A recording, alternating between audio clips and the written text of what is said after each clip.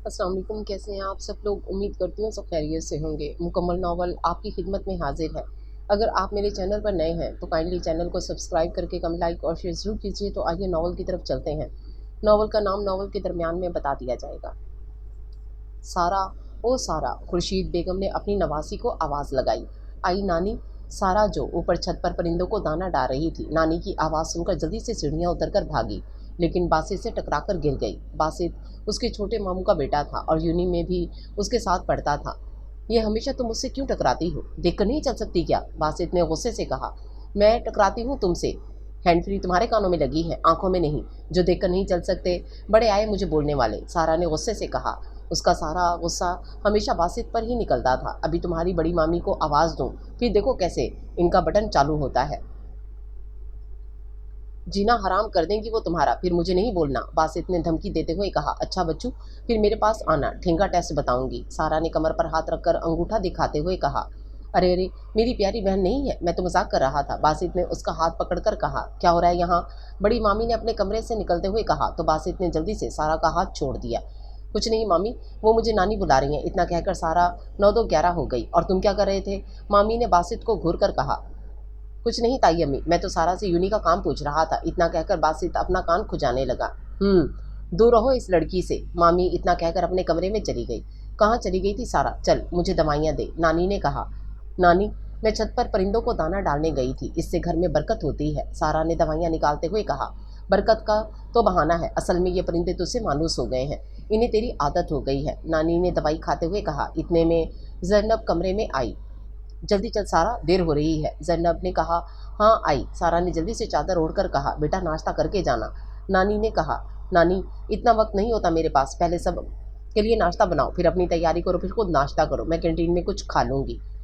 अच्छा पैसे तो ले जा, ऐसे ही जाएगी क्या? नानी ने आवाज़ देकर रोका। वो नानी के पास आई और पैसे लिए। नानी ने उसका माथा चूमा तो वो मुस्कुराई और मुस्कुराने से उसके दोनों गाल के डिंपल वाजे होने लगे। अच्छा नानी, मैं चलती हूँ, अल्लाह हाफिज़। अल्लाह हाफिज़ मेरा बच्चा, नानी ने मुस्कुरा कर कहा। कितनी खूबसूरत और सलीका शुआर थी उनकी नवासी, लेकिन हाय उसके नसीब। नानी उदास होकर सोचने लगी। आलम ज़ेब और खुर्शीद बेगम के 3 बच्चे थे। सबसे बड़ा बेटा खुरम ज़ेब, फिर जाफ़र ज़ेब और आखिर में एक बेटी ज़ैनब ज़ेब। खुरम ज़ेब की शादी मैनुनिसा से हुई थी, जिनके 4 बच्चे थे। गफरान ज़ेब, जबरान ज़ेब, हुस्ना ज़ेब और महविश ज़ेब। जाफ़र ज़ेब की शादी दिलशाद से हुई थी और उनके 3 बच्चे थे, जुल्करनैन, बासित ज़ेब और जन्नब ज़ेब। आलम ज़ेब की बेटी ज़ैनब ज़ेब की शादी इस्माइल साहब से हुई थी। उनकी एक ही बेटी थी, सारा इस्माइल। सारा जब 2 साल की थी तब एक हादसे में इस्माइल साहब और ज़ैनब की मौत हो गई थी। तब से सारा अपने नाना नानी के साथ ही रह रही थी। वो दोनों यूनिवर्सिटी से 10 मिनट देर से पहुंची थी। यार आ तो मारे गए। जरनब अपने माथे पर हाथ मारकर अपने डिपार्टमेंट की तरफ दौड़ी। सारा भी जल्दी से अपनी क्लास में जाने लगी तो बासित अपनी गर्लफ्रेंड्स बीना के साथ बैठा हुआ नजर आया और मुस्कुराकर उसका हाथ अपने हाथ में लेकर बातें कर रहा था। सारा को देखकर उठ खड़ा हुआ। क्या हुआ, आज क्लास में नहीं जा रहे? सारा ने भवें उचकाकर पूछा। आज सर ही नहीं आए तो क्लास में जाकर क्या करूं? बासित ने मस्कीन सूरत बनाकर कहा। तो टेस्ट की तैयारी कर लो। अच्छा बीना, मैं चलता हूँ, मुझे टेस्ट की तैयारी करनी है, बासित बीना को बोलते हुए सारा के साथ जाने लगा तो बीना को आग लग गई।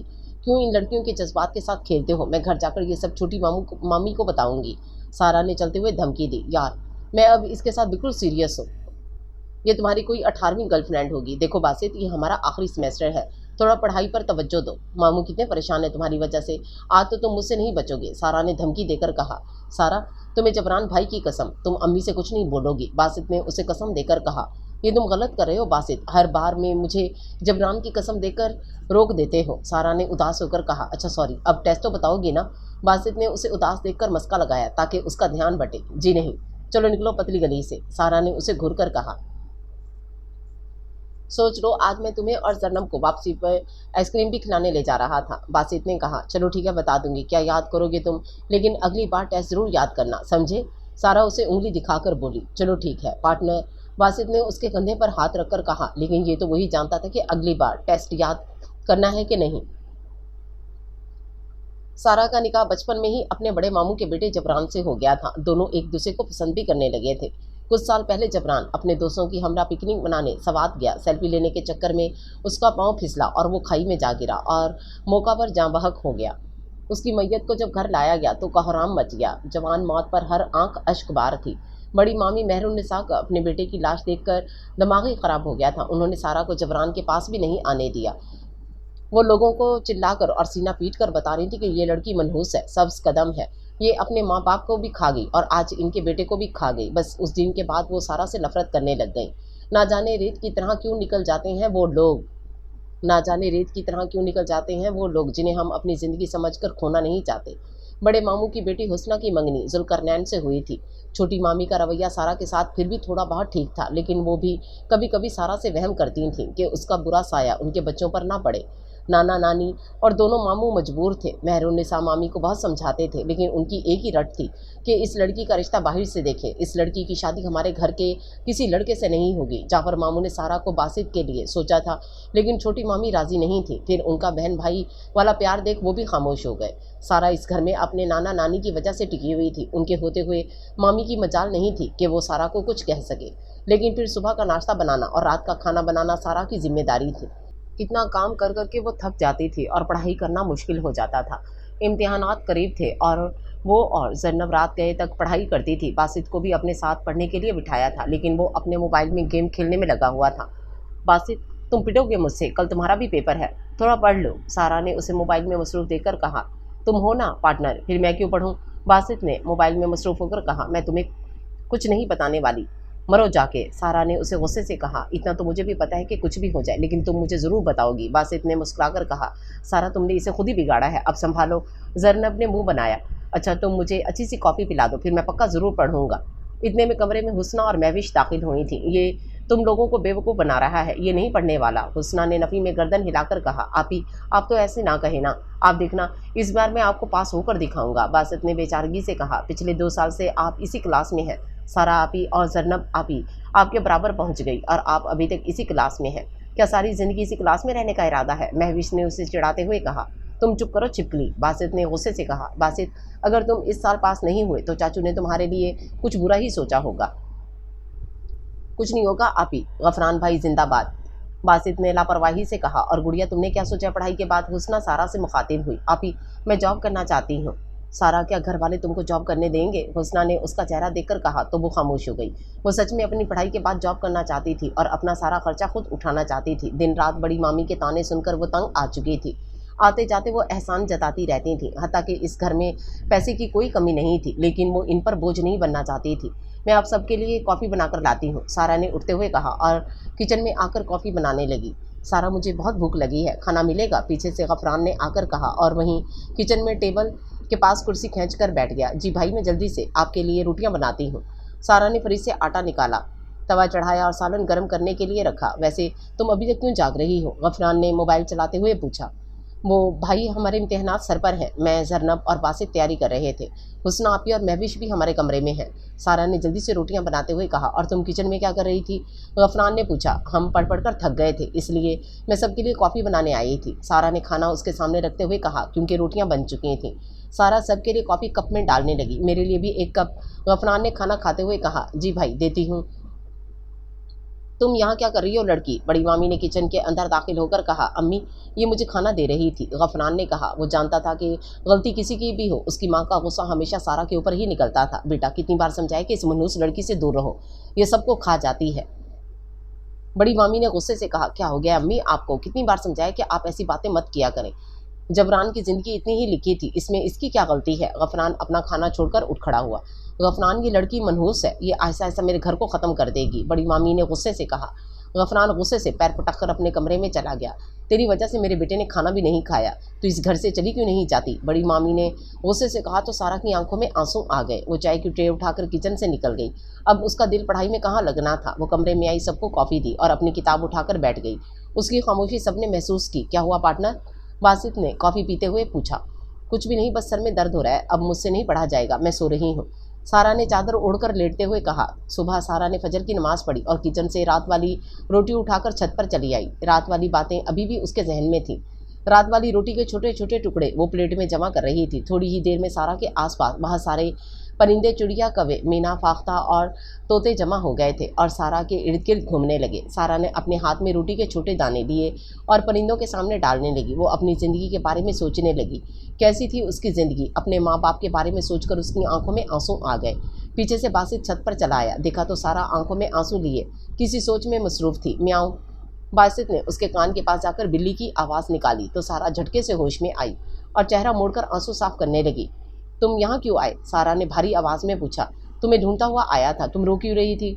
बासित ने उसका चेहरा जांचते हुए कहा। कुछ नहीं, बस अम्मी पापा की याद आ गई थी। मैं जानता हूँ, रात को भी तुम्हें ताई अम्मी ने डांटा था ना। तुम्हें कैसे पता? तुम तो कमरे में थे ना, सारा ने पूछा। तुम्हारा चेहरा देखकर सब पता चल जाता है। तुम्हें बड़ा सबका चेहरा पढ़ना आता है, सारा ने मुंह बनाकर पूछा। देख लो बासित, बाबा हूँ मैं। बासित अपना हाथ खड़ा करके बोला तो सारा की हंसी निकल गई और उसके डिंपल वाजा होने लगे और वो खूबसूरत लगने लगी। सारा, ये परिंदे कैसे तुम्हारे पास आ जाते हैं? हमें तो देखकर भाग जाते हैं। बासित ने परिंदे देखकर कहा जो सारा की गोद में चढ़ने की कोशिश कर रहे थे। सीधे होकर बैठो, दे रही हूँ ना मैं तुम्हें। सारा एक कबूतर को डांट कर बोली, फिर बासित से मुखातिब हुई। पता नहीं, शायद मुझसे मानूस हो गए हैं, लेकिन मुझे बहुत सुकून मिलता है इनके साथ वक्त गुजार कर, सारा ने कहा और इन परिंदों के सामने पानी भरकर रखा। डांट तो तुम इन्हें ऐसे रही हो जैसे ये तुम्हारे बच्चे हैं और तुम्हारी हर बात समझते हैं, बासित ने हंसकर कहा। सारा ने बाकी का दाना परिंदों के लिए डाला और उठ गई। अब तुम कहाँ जा रही हो? नीचे नाश्ता बनाने, और सीढ़ियाँ उतरकर नीचे चली गई। सारा ने सबके लिए नाश्ता बनाया, डाइनिंग टेबल पर लगाया और फिर अपनी नानी को बाही लाकर टेबल पर बिठाया। सब आकर नाश्ता करने लगे। अम्मा, मुझे आपसे ज़रूरी बात करनी है, जाफ़र साहब खुर्शीद बेगम से मुखातिब हुए। हाँ बेटा बोलो, खुर्शीद बेगम ने जवाब दिया। अम्मा, मैं जुल्करनैन और हुस्ना की शादी करना चाहता हूँ। हाँ तो बेटा, नेक काम में देर कैसी? बच्चों के इम्तिहान ख़त्म हो जाए, फिर तुम और खुरम मिलकर तारीख रख लो, खुर्शीद बेगम ने खुशी से कहा। नाश्ता करते जुल्करनैन ने हुस्ना की तरफ देखा तो उसने अपनी नज़रें नीचे कर ली। जुल्करनैन मुस्कुरा दिया। आज सबका आखिरी पेपर था, घर में शादी का शोर मचा हुआ था, ख़रीदारी की जा रही थी, बस सारा के काम बढ़ गए थे। किचन पूरा सारा के हवाले था। हुस्ना को काम करना मना था क्योंकि वो दुल्हन थी। जन्नब और महविश तो पहले से ही किचन से दूर भागती थी। बड़ी मामी किचन में आती ही नहीं थी, वो सिर्फ हुक्म देती थी कि क्योंकि खाना उनकी मर्ज़ी का बनता था। छोटी मामी और सारा किचन में होती थी। छोटी मामी भी किचन में अपने दर्द रोती रहती थी। मजबूरन सारा काम उसे अकेले करना पड़ता था। जब तक सारा के नाना हयात थे तब तक किसी की मजाल नहीं थी कि कोई सारा को कुछ कहे। बस नाना के गुजरने के बाद बड़ी मामी को पर लग गए। वो सारा को ताने कोसने भी देती थी और अपने सारे काम भी करवाती थी। रात को सारा सब काम खत्म करके नानी के कमरे में आई और दवाइयाँ निकालने लगी। आज मेरी बच्ची उदास क्यों है? नानी ने उसका मुरझाया चेहरा देखकर पूछा। कुछ नहीं नानी, बस थक गई हूँ। हाँ बेटा, मैं जानती हूँ, तेरे ऊपर तेरी मामी ने बहुत बड़ी जिम्मेदारी डाल दी है, नानी ने अफसोस से कहा। नानी, बड़ी मामी हुस्ना आपी, जन्नब और महविश को किचन के काम क्यों नहीं कहती? सारा ने आंखों में आंसू लेकर कहा। बस बेटा, छोड़ इनको और दुआ करके तेरे लिए कोई अच्छा रिश्ता देखकर मैं तेरे हाथ भी पीले कर दूँ, नानी ने गहरा सांस लेकर कहा। नानी, मेरे लिए कहाँ से रिश्ता आएगा? पूरे ख़ानदान में मैं मनहूस और सब्ज़ कदम के नाम से मशहूर हूँ, और वैसे भी नानी, मैं अब शादी नहीं करना चाहती, मैं जैसी हूँ वैसी ही ठीक हूँ, सारा ने तंजिया हंसकर कहा। अरे मैं करूँगा तुमसे शादी, तुम टेंशन क्यों लेती हो पार्टनर? बासित ने कमरे में दाखिल होकर कहा। तुमसे शादी मेरे दुश्मन भी ना करें, सारा ने मुंह बनाकर कहा। क्यों, क्या खराबी है मुझ में? क्योंकि मैं सब्ज़ कदम हूँ, सारा ने स्पाट लहजे में कहा। नहीं करो यार सारा, तुम खुद को ऐसा क्यों बोलती हो? बासित ने बुरा मनाते हुए कहा। तो क्या मैं मनहूस नहीं हूँ? नहीं, मेरे लिए तुम लकी हो, बासित ने मुस्कुरा कर कहा। अच्छा वो कैसे? सारा ने अपने चेहरे पर हाथ रखकर पूछा। देखो ना, हर दफ़ा मैं तुम्हारी वजह से पास हो जाता हूँ। ओह अच्छा, सारा ने ओ को लंबा खींचा। वैसे पार्टनर, अब तो शादी करोगी मुझसे? बासित ने उसे मस्का लगाकर कहा। बिल्ली के ख्वाब में छिछड़े। इन दोनों की बहस सुनकर नानी की आंखों में आंसू आ गए। अब आपको क्या हो गया दादी, आप क्यों रो रही हैं? बासित ने दादी को अपने हिसार में लेकर कहा। बासित, मेरे बाद मेरी सारा का ख्याल रखोगे ना? ये मेरी जैनब की आखिरी निशानी है, खुर्शीद बेगम ने रोते हुए कहा। दादी, आप ऐसा क्यों कह रही हैं? अभी तो आप सारा के बच्चे भी देखेंगी, बासित ने दादी को बहलाकर कहा। सारा घूर कर बासित को देखने लगी। तुम्हें पता है बासित, ये बिल्कुल जैनब जैसी है, लेकिन इसके गाल पर जो गढ़े पड़ते हैं वो उसके बाप पर गए हैं, दादी ने मुस्कुराकर कहा। जी दादी, मुझे पता है, बासित ने दादी के आंसू साफ करते हुए कहा। इतने में कमरे में दिलशाद बेगम आई। अरे तुम अभी तक यहीं हो? सारी लड़कियां भाई तुम्हारा इंतजार कर रही हैं, दिलशाद बेगम ने बासित को मुखातिब करके कहा। अम्मी, मैं बस सारा को लेकर आने ही वाला था, बासित ने कहा। अरे सारा के लिए वो खुद ही आइसक्रीम ले आएंगे। नहीं अम्मी, सारा भी हमारे साथ चलेगी, जरनब ने भी कमरे में दाखिल होकर कहा। फिर अपनी ताई अम्मी को खुद जवाब देना, दिलशाद बेगम कहकर जाने लगी। चलो सारा, जल्दी से तैयार हो जाओ। बासित, मैं बहुत थक गई हूँ, नहीं चल सकती, सारा ने आंखों में आंसू लेकर रुख मोड़ कर कहा। सारा, तुझे पता है कि आज गफरान भाई और जुल्करनैन भाई भी साथ चल रहे हैं, जरनब ने चहक कर बताया। तुम्हें पता है ना कि बड़ी मामी गुस्सा करती हैं, फिर तुम लोग मुझे क्यों बोलते हो चलने के लिए? सारा ने दुख से कहा। अरे कुछ नहीं बोलेंगी वो, इन्हें कुछ भी पता नहीं चलेगा। अब चलो बहुत हो गया। बासित उसका हाथ पकड़कर बाहर ले जाने लगा। चादर तो ओढ़ लेने दो, ये कहकर सारा ने चादर ओढ़ी और बाहर आए तो एक गाड़ी में गफरान था और दूसरी गाड़ी में जुल्करनैन था। जुल्करनैन के साथ हुस्ना और महविश बैठ गए थे और गफरान के साथ बासित, जरनब और सारा बैठ गए थे। गाड़ी सीधा आइसक्रीम पार्लर जाकर रुकी थी। अंदर जाकर सबने अपनी जगह संभाली और अपनी अपनी पसंद का ऑर्डर दिया। अचानक सारा को लगा कि उसे कोई देख रहा है। झटके से सर उठाकर यहाँ वहाँ देखने लगी। क्या हुआ सारा? गफरान ने पूछा। कुछ नहीं भाई, इतना कहकर अपनी आइसक्रीम खाने लगी। तुम लोगों की शादी की सारी तैयारी हो गई? जुल्करनैन ने आइसक्रीम खाते हुए पूछा। जी भाई हो गई, जरनब ने जवाब दिया। और सारा तुम्हारी हो गई? जुल्करनैन ने उसका चेहरा देखकर कहा। जी भाई मेरी भी हो गई, छोटी मामी मेरे लिए सब लेकर आई हैं, सारा ने आइसक्रीम खाते हुए जवाब दिया। सब अपनी शॉपिंग खुद करने गए, तुम क्यों नहीं गई? गफरान ने कहा। वो भाई नानी की तबीयत ठीक नहीं थी इसलिए मैं नहीं गई। बहाने मत बनाओ, मैं जानता हूँ कि तुम अम्मी के डर से नहीं गई। अचानक गफरान को अपने पीछे से जानी पहचानी आवाज़ आई। गफरान ने पीछे मुड़कर देखा तो उसका दोस्त हैदर शाह पीछे खड़ा मुस्कुरा रहा था। अरे तू यहाँ कैसा है तू? गफरान ने उठकर उसके गले लग गया था। जैसे तू यहाँ वैसे भी मैं भी यहाँ। हैदर ने गफरान से हाथ मिलाकर कहा। अच्छा ये मेरी फैमिली है, मेरे कज़न्स हैं। गफरान ने सबकी तरफ इशारा करते हुए कहा। जुल्करनैन और बासित को तो मैं जानता हूँ। हैदर ने सारा की तरफ गहरी नज़रों से देखते हुए कहा, जो इन सबसे अनजान अपनी आइसक्रीम खाने में मसरूफ़ थी। तेरा यहाँ कैसे आना हुआ? गफरान ने पूछा। बस एक क्लाइंट से मिलना था मीटिंग के लिए, अगर तेरा काम ख़त्म हो गया तो हमें ज्वाइन कर। गफरान ने उसे दावत दी। ज़रूर, लेकिन बिल मैं दूंगा। चल ठीक है, गफरान ने मुस्कुरा कर कहा। हैदर सारा के बिल्कुल सामने वाली कुर्सी पर बैठ गया। और बताओ क्या चल रहा है लाइफ में? जुल्करनैन की शादी की तैयारी चल रही है, गफरान ने बताया। अच्छा फिर मुझे नहीं बुलाओगे क्या? हैदर ने सारा को एक नज़र देखकर कहा। ऐसा हो सकता है कि हम तुझे ना बुलाएं? हुस्ना, जरनब, महविश और सारा बिल्कुल खामोश थे। लेकिन लगता है मेरा आना बहुत से लोगों को बुरा लगा है। अरे नहीं हैदर भाई, हमें क्यों बुरा लगेगा? बासित ने जवाब दिया। हैदर भाई आप हमारे घर आएँ, सब आपसे मिलकर बहुत खुश होंगे। जरनब ने कहा। हाँ गुड़िया ज़रूर आऊँगा। वैसे जुल्करनैन की शादी किस लड़की से हो रही है? हैदर ने पूछा। हुस्ना आपी से। महविश ने हुस्ना की तरफ इशारा किया। ओह अच्छा, हैदर ने हुस्ना को देखकर कहा। और गफरान तुम कब शादी कर रहे हो? हैदर ने आइसक्रीम खाते हुए पूछा। मेरा तो भी कोई इरादा नहीं है, जब मिलेगी तब कर लूँगा। हैदर भाई आप बताएं कौन है वो खुशनसीब जिनसे आप शादी करेंगे? हुस्ना हैदर से मुखातिब हुई थी। वो ज़मीन के वासियों की नज़र ही नहीं आती। हैदर ने गहरा सांस लेकर सारा को देखकर कहा। क्यों भाई, वो परी है जो ज़मीन के वासियों को नज़र नहीं आती? हाँ यही समझ लो। अच्छा अब घर चलें वरना मेरी अदालत लग जाएगी। हैदर सारा को नर्वस होते देखकर उठ खड़ा हुआ। वो जानता था सारा उसकी नज़रों से घबरा रही है। सब अपनी अपनी गाड़ी में जाकर बैठ गए थे। हैदर सारा को अपनी नज़रों के हिसार में लेकर खड़ा था। चल फिर मिलेंगे, गफरान ने हैदर को गले लगाकर कहा। अल्लाह हाफिज़, हैदर ने सारा को देखकर कहा, लेकिन वो उसे कहाँ देख रही थी। गफरान ने गाड़ी स्टार्ट की जो झटका खाकर रुक गई। एक बार दो बार, लेकिन गाड़ी स्टार्ट नहीं हुई। क्या हुआ? हैदर ने गफरान की साइड पर आकर कहा। पता नहीं यार, स्टार्ट नहीं हो रही। सुबह तो ठीक थी। गफरान ने गाड़ी स्टार्ट करते हुए कहा। मैं गाड़ी का बोनट खोलकर चेक करता हूँ। जुल्करनैन और बासित भी गाड़ी से उतरकर चेक करने लगे। नहीं बॉस, गाड़ी में कोई बड़ा मसला है, मैकेनिक को दिखाना पड़ेगा। हैदर ने नफ़ी में गर्दन हिलाकर कहा। अब हम घर कैसे जाएंगे? जरनब ने परेशानी से कहा। गुड़िया हम हैं ना, हम आपको घर छोड़ देंगे, हैदर ने कहा। तो सारा ने जरनब को चुटकी काटी। क्या है? जरनब ने आहिस्ता आवाज़ में अपना बाजू सहलाकर पूछा। तुम्हें क्या जरूरत थी इनसे लिफ्ट मांगने की? सारा ने गुस्से से जरनब के कान में कहा। सारा मैं इन्हें जानती हूँ, ये गफरान भाई के बहुत अच्छे दोस्त हैं, तो इसका मतलब ये नहीं कि हम इनसे लिफ्ट ले लें। हम टैक्सी करके चले जाएंगे। जब तक हैदर साथ था तब तक सारा ने महसूस किया कि वो उसे ही देख रहा है। चलो गफरान गाड़ी लॉक करो, मैं तुम लोगों को घर छोड़ देता हूँ। यार हम टैक्सी करके चले जाएंगे, तुम तकल्लुफ़ नहीं करो। आता है या नहीं? हैदर ने धमकी देकर कहा। अच्छा आते हैं, गफरान ने हार मानते हुए कहा। भाई हम टैक्सी करके चले जाएंगे ना? सारा ने कहा। गुड़िया रात के 2 बजे कहाँ टैक्सी मिलेगी? गफरान ने बेबसी से कहा और हैदर की गाड़ी का पीछे का दरवाज़ा खोल दिया। मजबूरन जरनब और सारा को हैदर की गाड़ी में बैठना पड़ा। बासित जुल्करनैन की गाड़ी में जा बैठा।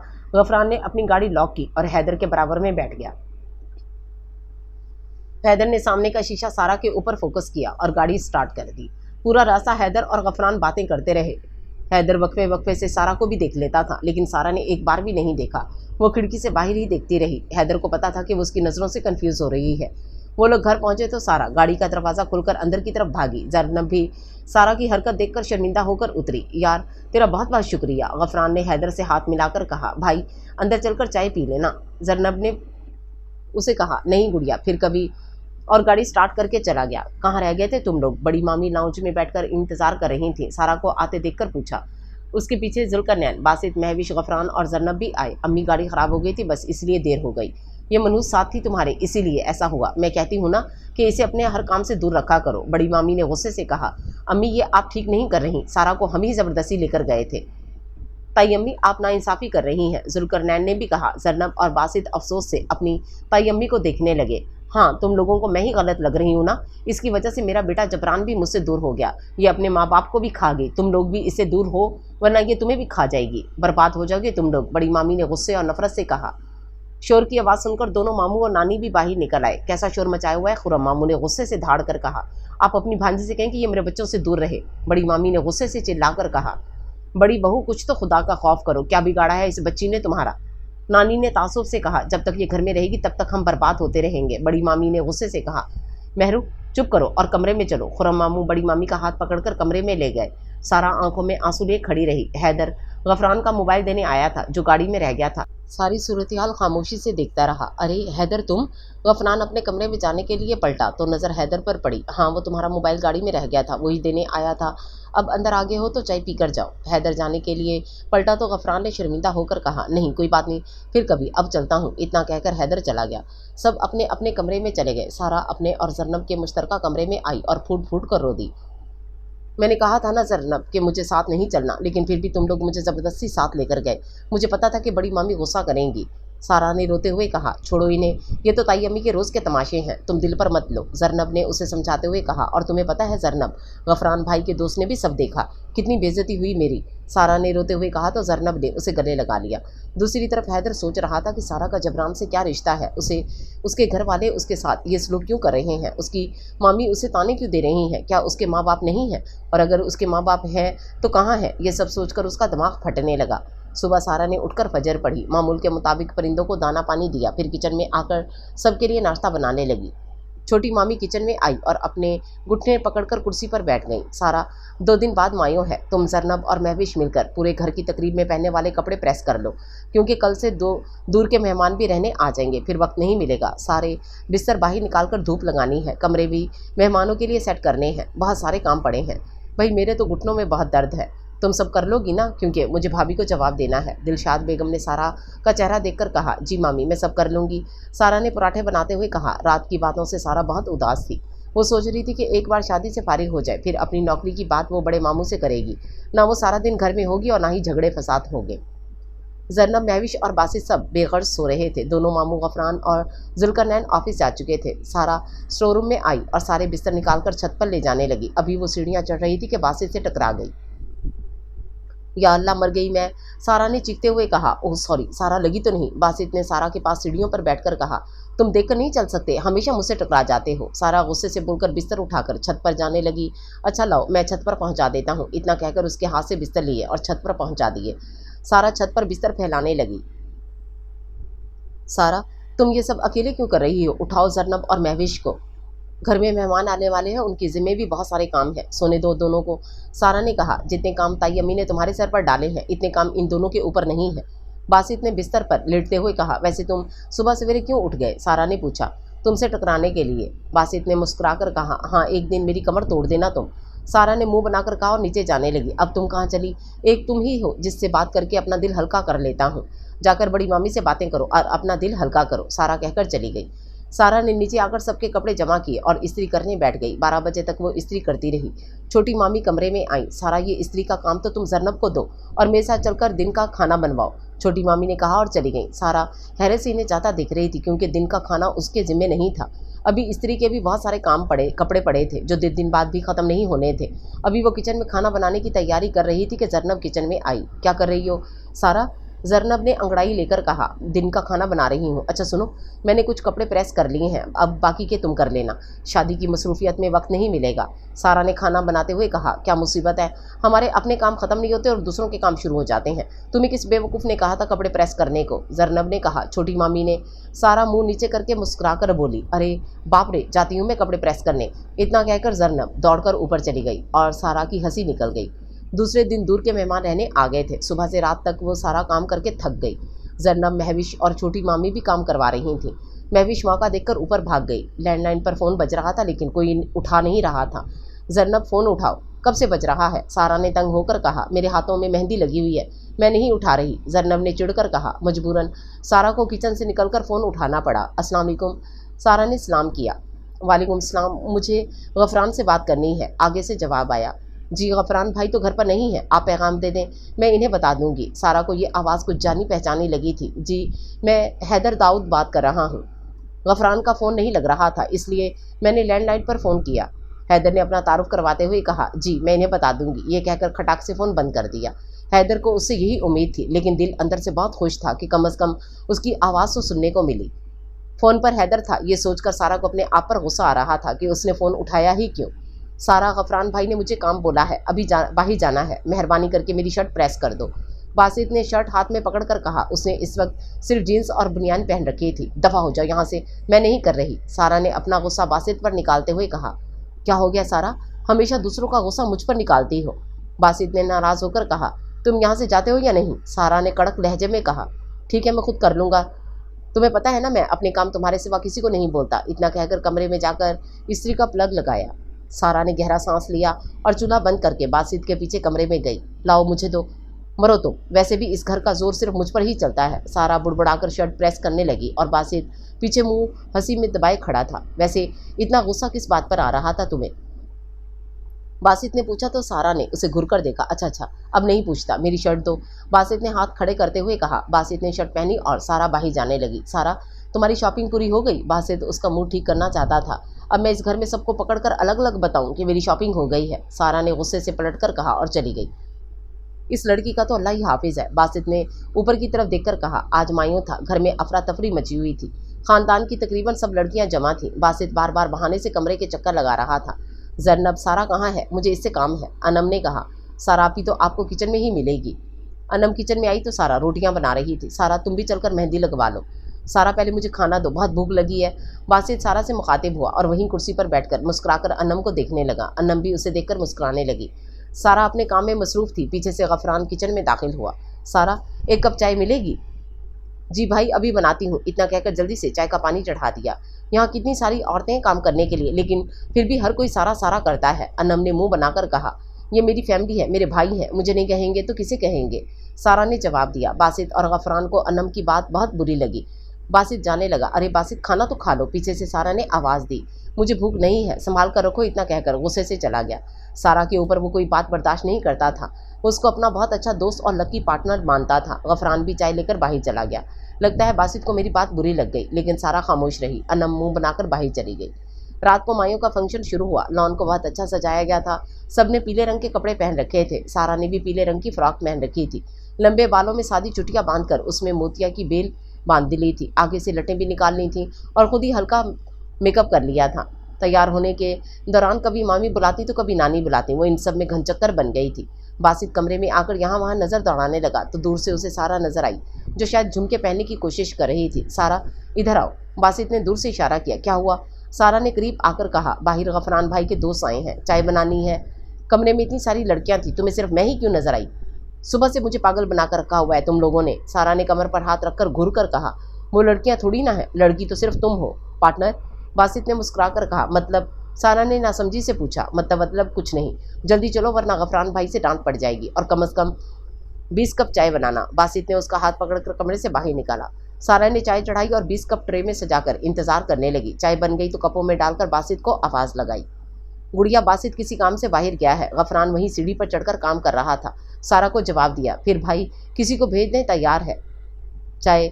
सारा ने कहा। चाचू आप चाय बाहर लेकर जाएं, मैं सीढ़ियों पर चढ़ा हुआ हूँ। और बासित पता नहीं कहाँ चला गया। गफरान ने जाफर चाचू को कहा। अरे नहीं भाई, मैं अपना एक कप उठाता हूँ तो हाथ कांपने लगता है, इतने सारे कप कैसे उठाऊंगा? जाफर चाचू ने नफ़ी में गर्दन हिलाकर कहा। यार हैदर, तू जाकर चाय की ट्रे उठा कर ला। गफरान हैदर से मुखातिब हुआ। सारा को पता नहीं था कि हैदर भी साइड पर बैठा हुआ है। वो अपना दूसरा झुमका पहनने में मसरूफ़ थी। हैदर का नाम सुनकर साइड पर खड़ी हो गई और झुमका पहनने की कोशिश करने लगी। मैं पहना दूँ? हैदर ने मुस्कुराकर कहा। आप किचन में चाय की ट्रे उठाने आए हैं ना, तो चाय उठाए और निकलिए यहाँ से। सारा ने गुस्से से कहा। आप मुझे देखकर गुस्सा क्यों करती हैं? मुझे तो कभी याद नहीं कि मेरी ज़ात से आपको कभी कोई तकलीफ़ मिली हो। हैदर ने उसका चेहरा देखकर कहा। आप प्लीज़ जाएं यहाँ से, किसी ने देख लिया तो मेरे लिए मुश्किल खड़ी हो जाएगी। सारा ने यहाँ वहाँ देखकर कहा, मुझे यहाँ गफरान ने भेजा है और उसे मुझ पर पूरा भरोसा है और उसका भरोसा मैं टूटने नहीं दूंगा। हैदर ने चाय की ट्रे उठाई। वैसे आज आप बहुत अच्छी लग रही हैं। इतना कहकर हैदर मुस्कुराकर किचन से चला गया। सारा लब भींच कर रह गई थी। ए लड़की, इधर आओ। सारा वापस कमरे में जाने लगी तो खानदान की किसी बूढ़ी औरत ने आवाज़ दी। जी आंटी, सारा ने अदब से कहा। तुमने अभी चाय बनाई थी? उस औरत ने पूछा। जी आंटी, बनाई थी, सारा ने जवाब दिया। तो बेटा थोड़ी सी हमें भी दे देती। उस औरत ने कहा। आंटी, अगर आप मुझे कहती तो मैं एक कप आपके लिए भी निकाल देती। सारा ने अपनी नानी की तरफ देखकर कहा। लो सुनो, अब मेहमान खुद से कुछ नहीं मांगेंगे, तुम लोगों को खुद ही ख्याल करना पड़ेगा। उस औरत ने कहा।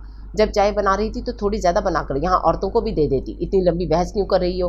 पीछे से बड़ी मामी ने सारे मेहमानों के सामने सारा को गुस्से से डांटा। सारा आंखों में आंसू लिए अपनी नानी को देखती रही। अब यहाँ खड़ी मेरी शक्ल क्या देख रही हो? जाओ जाकर चाय बनाओ और ऊपर कमरे में भी दे देना। बड़ी मामी ने गुस्से से सारा को झिड़क कर कहा। सारा दोबारा किचन में चली आई और चाय चढ़ाई। पसीना बह बह कर मेकअप का सत्यानाश हो चुका था और इतने मेहमानों के सामने अपनी बेइज्जती पर भी रोना आ रहा था। ये लड़की जबरान की बेवा है ना? उस औरत ने कहा। हाँ वही है, बड़ी मामी ने नफरत से कहा। देखो तो कितना हार सिंगार करके घूम रही है, कहीं से भी बेवा नहीं लगती। अपने लिए ऐसे अल्फाज सुनकर सारा को और ज़्यादा रोना आने लगा। बासित किचन में आया तो सारा अपने दुपट्टे से चेहरा साफ कर रही थी। अरे ये क्या कर रही हो तुम? कितनी अच्छी लग रही थी। बासित ने उसे देखकर हैरानी से कहा।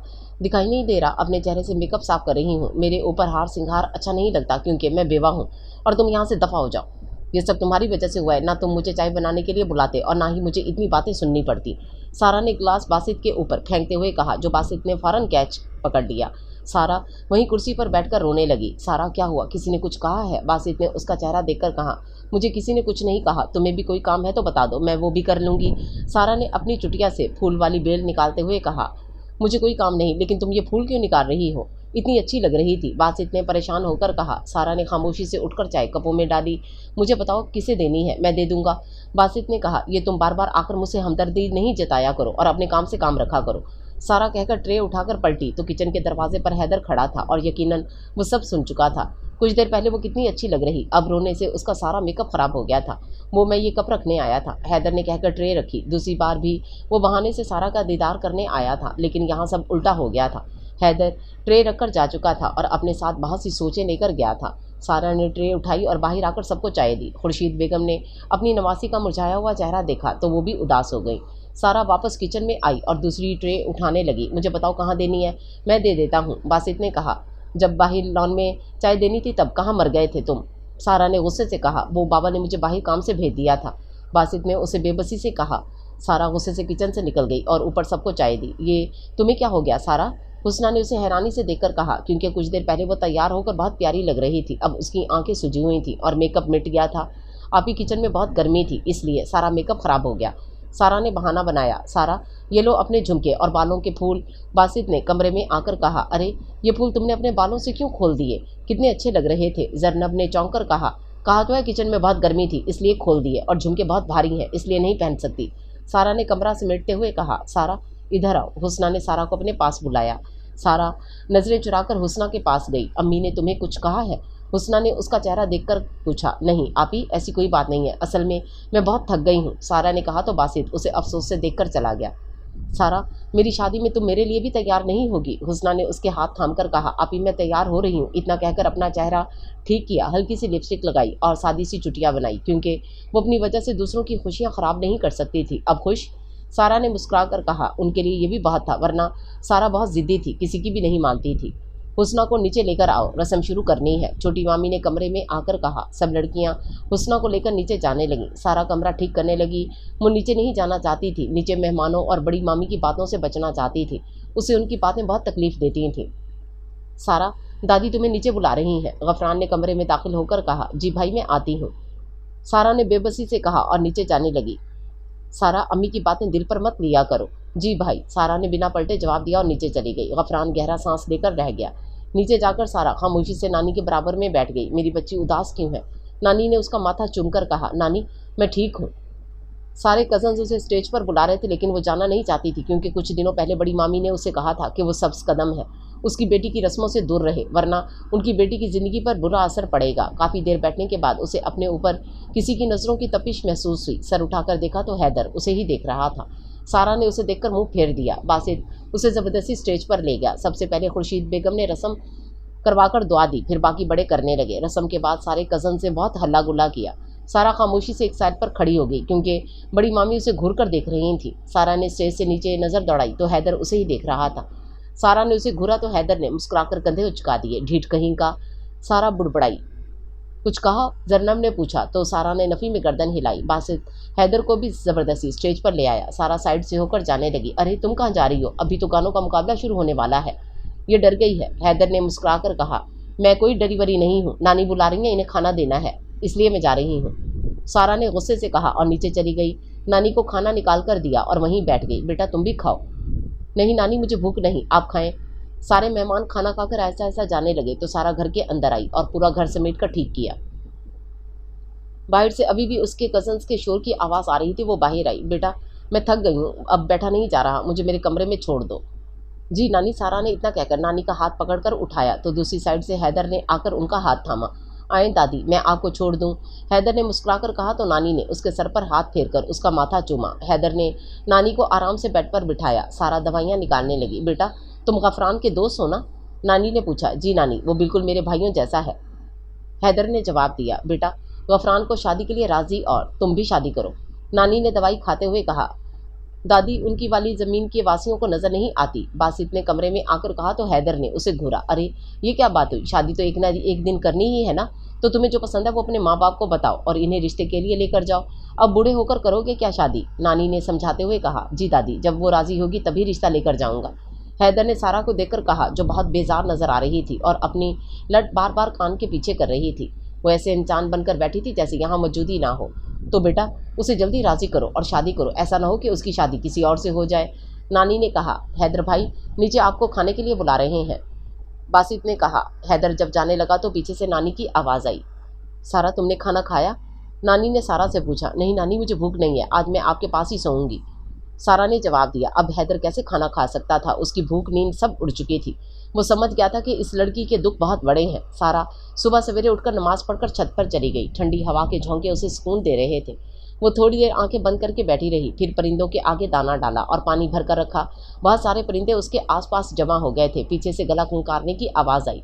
सारा ने मुड़कर देखा तो हैदर खड़ा था, मतलब रात वो यहीं रुक गया था। सारा उठकर जाने लगी तो हैदर ने रास्ता रोक लिया। ये तुम मुझे देखकर भाग क्यों जाती हो? हैदर ने उसका रास्ता रोककर पूछा। रास्ता छोड़े मेरा, अगर किसी ने देख लिया तो मेरे लिए मुसीबत खड़ी हो जाएगी। कुछ नहीं होगा, नीचे सब सो रहे हैं, आओ बैठकर बात करें। मेरा आपसे ऐसा क्या रिश्ता है जो मैं आपसे बात करूं? दोस्त समझकर कर लो, हैदर ने जवाब दिया। देखें आप मुझसे दूर रहें, मैं सब्ज़ कदम हूँ, सबको खा जाती हूँ, सारा ने तंजिया हंसकर कहा और जाने लगी।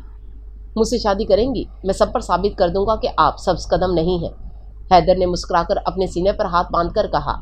आपने ऐसा सोच भी कैसे लिया? मेरी सोच जबरान से शुरू होकर जबरान पर ही ख़त्म होती है, सारा ने पलटकर गुस्से से जवाब दिया। जबरान की मोहब्बत को लफ्ज़ों में नहीं लहजों में तलाश करें, क्योंकि अल्फाज तो मुनाफिकीन के भी बहुत मीठे होते हैं, और रही बात जबरान की तो वो अब मर चुका है। हैदर ने उसे नरमी से समझाया। लेकिन मेरे दिल में जिंदा है। इतना कहकर वो भागती हुई सीढ़ियाँ उतरकर नानी के कमरे में गई और वॉशरूम में जाकर फूट फूट कर रो दी। थोड़ी देर बाद सारा को सुकून मिला तो वो किचन में चली गई और सबके लिए नाश्ता बनाने लगी। ये पूरा दिन भी सारा का खामोशी में गुजर गया। मेहमानों की बातें और बड़ी मामी के ताने सुनकर वो बर्दाश्त करती गई। नानी ये सब देखती थी लेकिन मजबूर थी। शाम में जब सारे काम खत्म हो गए तो वो सबसे आखिर में तैयार हुई। पता था कि मामी हर छोटे बड़े काम के लिए उसे ही बुलाएंगी। आज भी तुमने मेहंदी नहीं लगाई ना? जरनब ने उसके खाली हाथ देखकर कहा। मुझे वक्त ही नहीं मिला, सारा ने जवाब दिया। तो अब लगा लो, पीछे से बासित ने आकर कहा। मैं बिल्कुल तैयार हूँ, अब नहीं लगा सकती। अरे जब तक फंक्शन शुरू होगा तब तक सूख जाएगी, फिर धो लेना, जरनब ने मशवरा दिया। यार मेरा दिल नहीं कर रहा, सारा ने बेजार होकर कहा। सारा मेरी खातिर लगा लो, हुस्ना ने बड़ी आस से कहा था। चलो जरनब तुम मेहंदी शुरू करो। ये तुम क्या हर वक्त लड़कियों के बीच पाए जाते हो? सारा ने उसे चिढ़ाते हुए कहा। अपने कजन्स के बीच होता हूँ, किसी गैर के बीच थोड़ी होता हूँ, और तुम तो वैसे भी मेरी पार्टनर हो। बासित सारा की गर्दन में पीछे से हाथ डालकर दबाते हुए बोला। हाँ गला दबाकर मार दो मुझे, सारा ने खांसते हुए कहा। नहीं यार, अगर तुम मर गई तो मैं पास कैसे होऊंगा? बासित ने सारा को तंग करते हुए कहा। चलो जरनब तुम मेहंदी शुरू करो। अभी मेहंदी लगाते मुश्किल से 10 मिनट गुजरे थे कि गफरान सारा को आवाज़ लगाते हुए कमरे में दाखिल हुआ। जी भाई, सारा ने उठते हुए कहा। भाई सब चाय का कह रहे हैं, गफरान ने उसके हाथों की मेहंदी देखकर कहा। भाई सारा को मेहंदी लगी हुई है, आप महविश को चाय का कह दें, बासित ने महविश की तरफ इशारा करके कहा। महविश फुल तैयार थी और नेल पेंट लगा रही थी। बासित की बात सुनकर चिढ़ गई। मैं अभी बिल्कुल तैयार हूँ, मैं किचन में नहीं जाने वाली, महविश ने अपना दुपट्टा ठीक करके कहा। और भाई मैं भी तैयार हूँ, जरनब ने भी जान छुड़ाते हुए कहा। तो ये क्या तुम लोगों की नौकर है जो हर काम के लिए सारा ही किचन में जाए? बाहर इतने सारे मेहमान हैं, किसी एक को तो जाना होगा, गफरान ने गुस्से से कहा।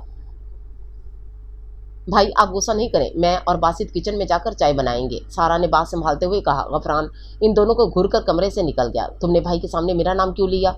बासित ने पूछा। तुम ही तो कहते हो कि तुम मेरे पार्टनर हो। अब चलो, मेरी आधी मेहंदी सूख गई है, सारा ने उठते हुए कहा। अच्छा ब्लैकमेल करती हो तुम भी, भाई को मना कर देती, बासित ने कमरे से निकलकर साथ चलते हुए कहा। वो बड़े हैं, मैं उनकी बहुत इज्जत करती हूँ, इसलिए इन्हें किसी काम का मना नहीं करती, सारा ने किचन में आकर कहा। अच्छा अब क्या करें? बासित ने किचन में यहाँ वहाँ देखकर कहा। ये बड़ा पतीला उठाओ और इसमें पानी भरो, सारा ने कहा। सारा सिर्फ 10 कप चाय बनानी है, इतनी सारी चाय क्यों बना रही हो?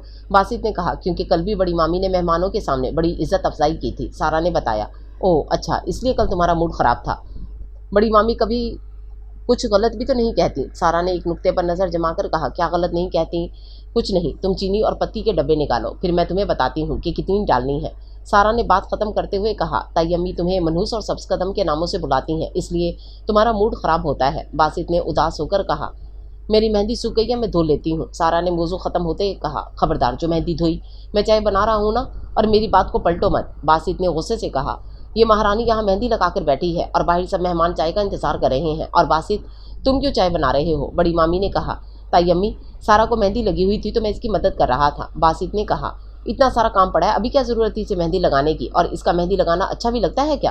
ताई अम्मी ने नखवत से कहा। क्या अच्छा नहीं लगता? वो भी इंसान है, बासित ने कहा। क्योंकि ये बेवा है, इतना कहकर बड़ी मामी चली गई। सारा की आंखों में आंसू आ गए और वो सिंक बेसन के पास जाकर हाथ धोने लगी। ओए ये क्या कर रही हो तुम? बासित ने चिल्लाकर कहा। मेहंदी सूख गई है इसलिए धो रही हूँ, सारा ने अपने आंसू छुपाकर कहा। झूठ मत बोलो सारा, तुम्हारी मेहंदी अभी भी गीली है, और ताई अम्मी की बातों को दिल से क्यों लगाती हो तुम? बासित ने गुस्से से कहा। ठीक ही तो कहती हैं वो, मैं एक बेवा हूँ और किसी भी बेवा पर हार सिंगार अच्छा नहीं लगता, सारा ने कहा और अपने मुंह पर पानी के छींटे मारे और मुंह साफ किया। चाय में दूध डालकर ट्रे में कप सेट करने लगी। ये सब करते उसकी आंखों से आंसू मुसलसल बह रहे थे।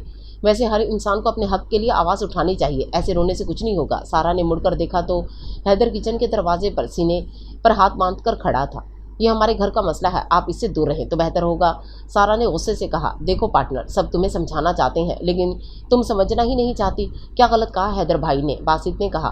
तुम चुप करो, हमारे घर के मसलों में बाहरी वालों को शामिल नहीं करो, मेरी फैमिली मेरे बारे में बुरा नहीं सोचेगी, सारा ने कहा और कपों में चाय डालने लगी। सारा का हुलिया फिर से ख़राब हो गया था, वो अपने हाथ मसल मसल कर मेहंदी का रंग मिटा रही थी। सारा, यहाँ बाहर वाला कोई नहीं है, हैदर भाई को हम स्कूल के वक्त से जानते हैं, अपने हाथों पर जुल्म ना करें, ये रंग अब नहीं उतरने वाला, हैदर ने उसके लाल होते हाथ देखकर कहा। आप अपने काम से काम रखें, मैं जो भी करूं वो मेरी मर्जी, ये रंग मैं हटाकर रहूंगी, सारा ने गुस्से से हाथ मसल कर कहा।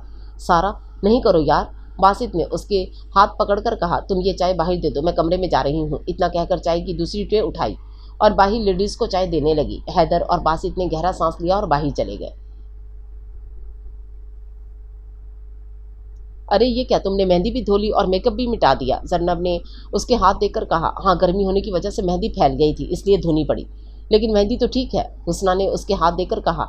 जरनब, कोई ऐसी चीज़ जिससे इसका रंग साफ हो जाए, मेहंदी का रंग अच्छा नहीं है, सारा ने कहा। हत्ता कि मेहंदी का रंग बहुत अच्छा आया था और उसके गोरे हाथों में मेहंदी बहुत जच रही थी। क्या हुआ सारा? हुस्ना ने उसका चेहरा देखकर कहा। कुछ नहीं आपी, सारा ने नज़रें चुराकर जवाब दिया। अच्छा, अपना हुलिया तो ठीक करो, जरनब ने कहा तो सारा ने अपने बाल ठीक करके लिपस्टिक लगाई। अब ठीक है, उसे मुस्कुराकर कहा। उसका ख़राब मूड देखकर जरनब सारा मसला समझ गई थी। थोड़ी देर बाद जरनब और सारा नीचे चली गई। सारा, ये फूलों की टोकरी अंदर जाकर रख दो, छोटी मामी ने सारा को आवाज़ दी। जी मामी, सारा ने कहकर फूलों की टोकरी उठाई। टोकरी बड़े होने की वजह से उससे सामने कुछ दिखाई नहीं दे रहा था। बासित बाहर से भागता हुआ आया और सारा से टकरा गया। सारे फूल ज़मीन पर बिखर गए और सारा गिरते गिरते बची। यकायक किसी ने सारा का हाथ थाम लिया और सीधा खड़ा किया। सारा ने देखा तो सामने हैदर खड़ा था। हाथ पकड़ने पर सारा को गुस्सा आया और उसने हैदर को थप्पड़ मार दिया। हैदर अपने चेहरे पर हाथ रखकर हैरानी से सारा को देखने लगा। सारा, ये तुमने क्या कर दिया? इन्होंने तुम्हें गिरने से बचाया और तुमने इन्हें थप्पड़ मार दिया, बासित ने गुस्से से चिल्लाकर कहा। गिर रही थी तो गिरने देते, ये कौन होते हैं मेरा हाथ पकड़ने वाले? और तुम अंधे हो क्या, देख कर नहीं चल सकते? हर बार टकराने के लिए तुम्हें मैं ही मिलती हूँ, सारा ने गुस्से से कहा और ज़मीन पर बिखरे फूल जमा करने लगी।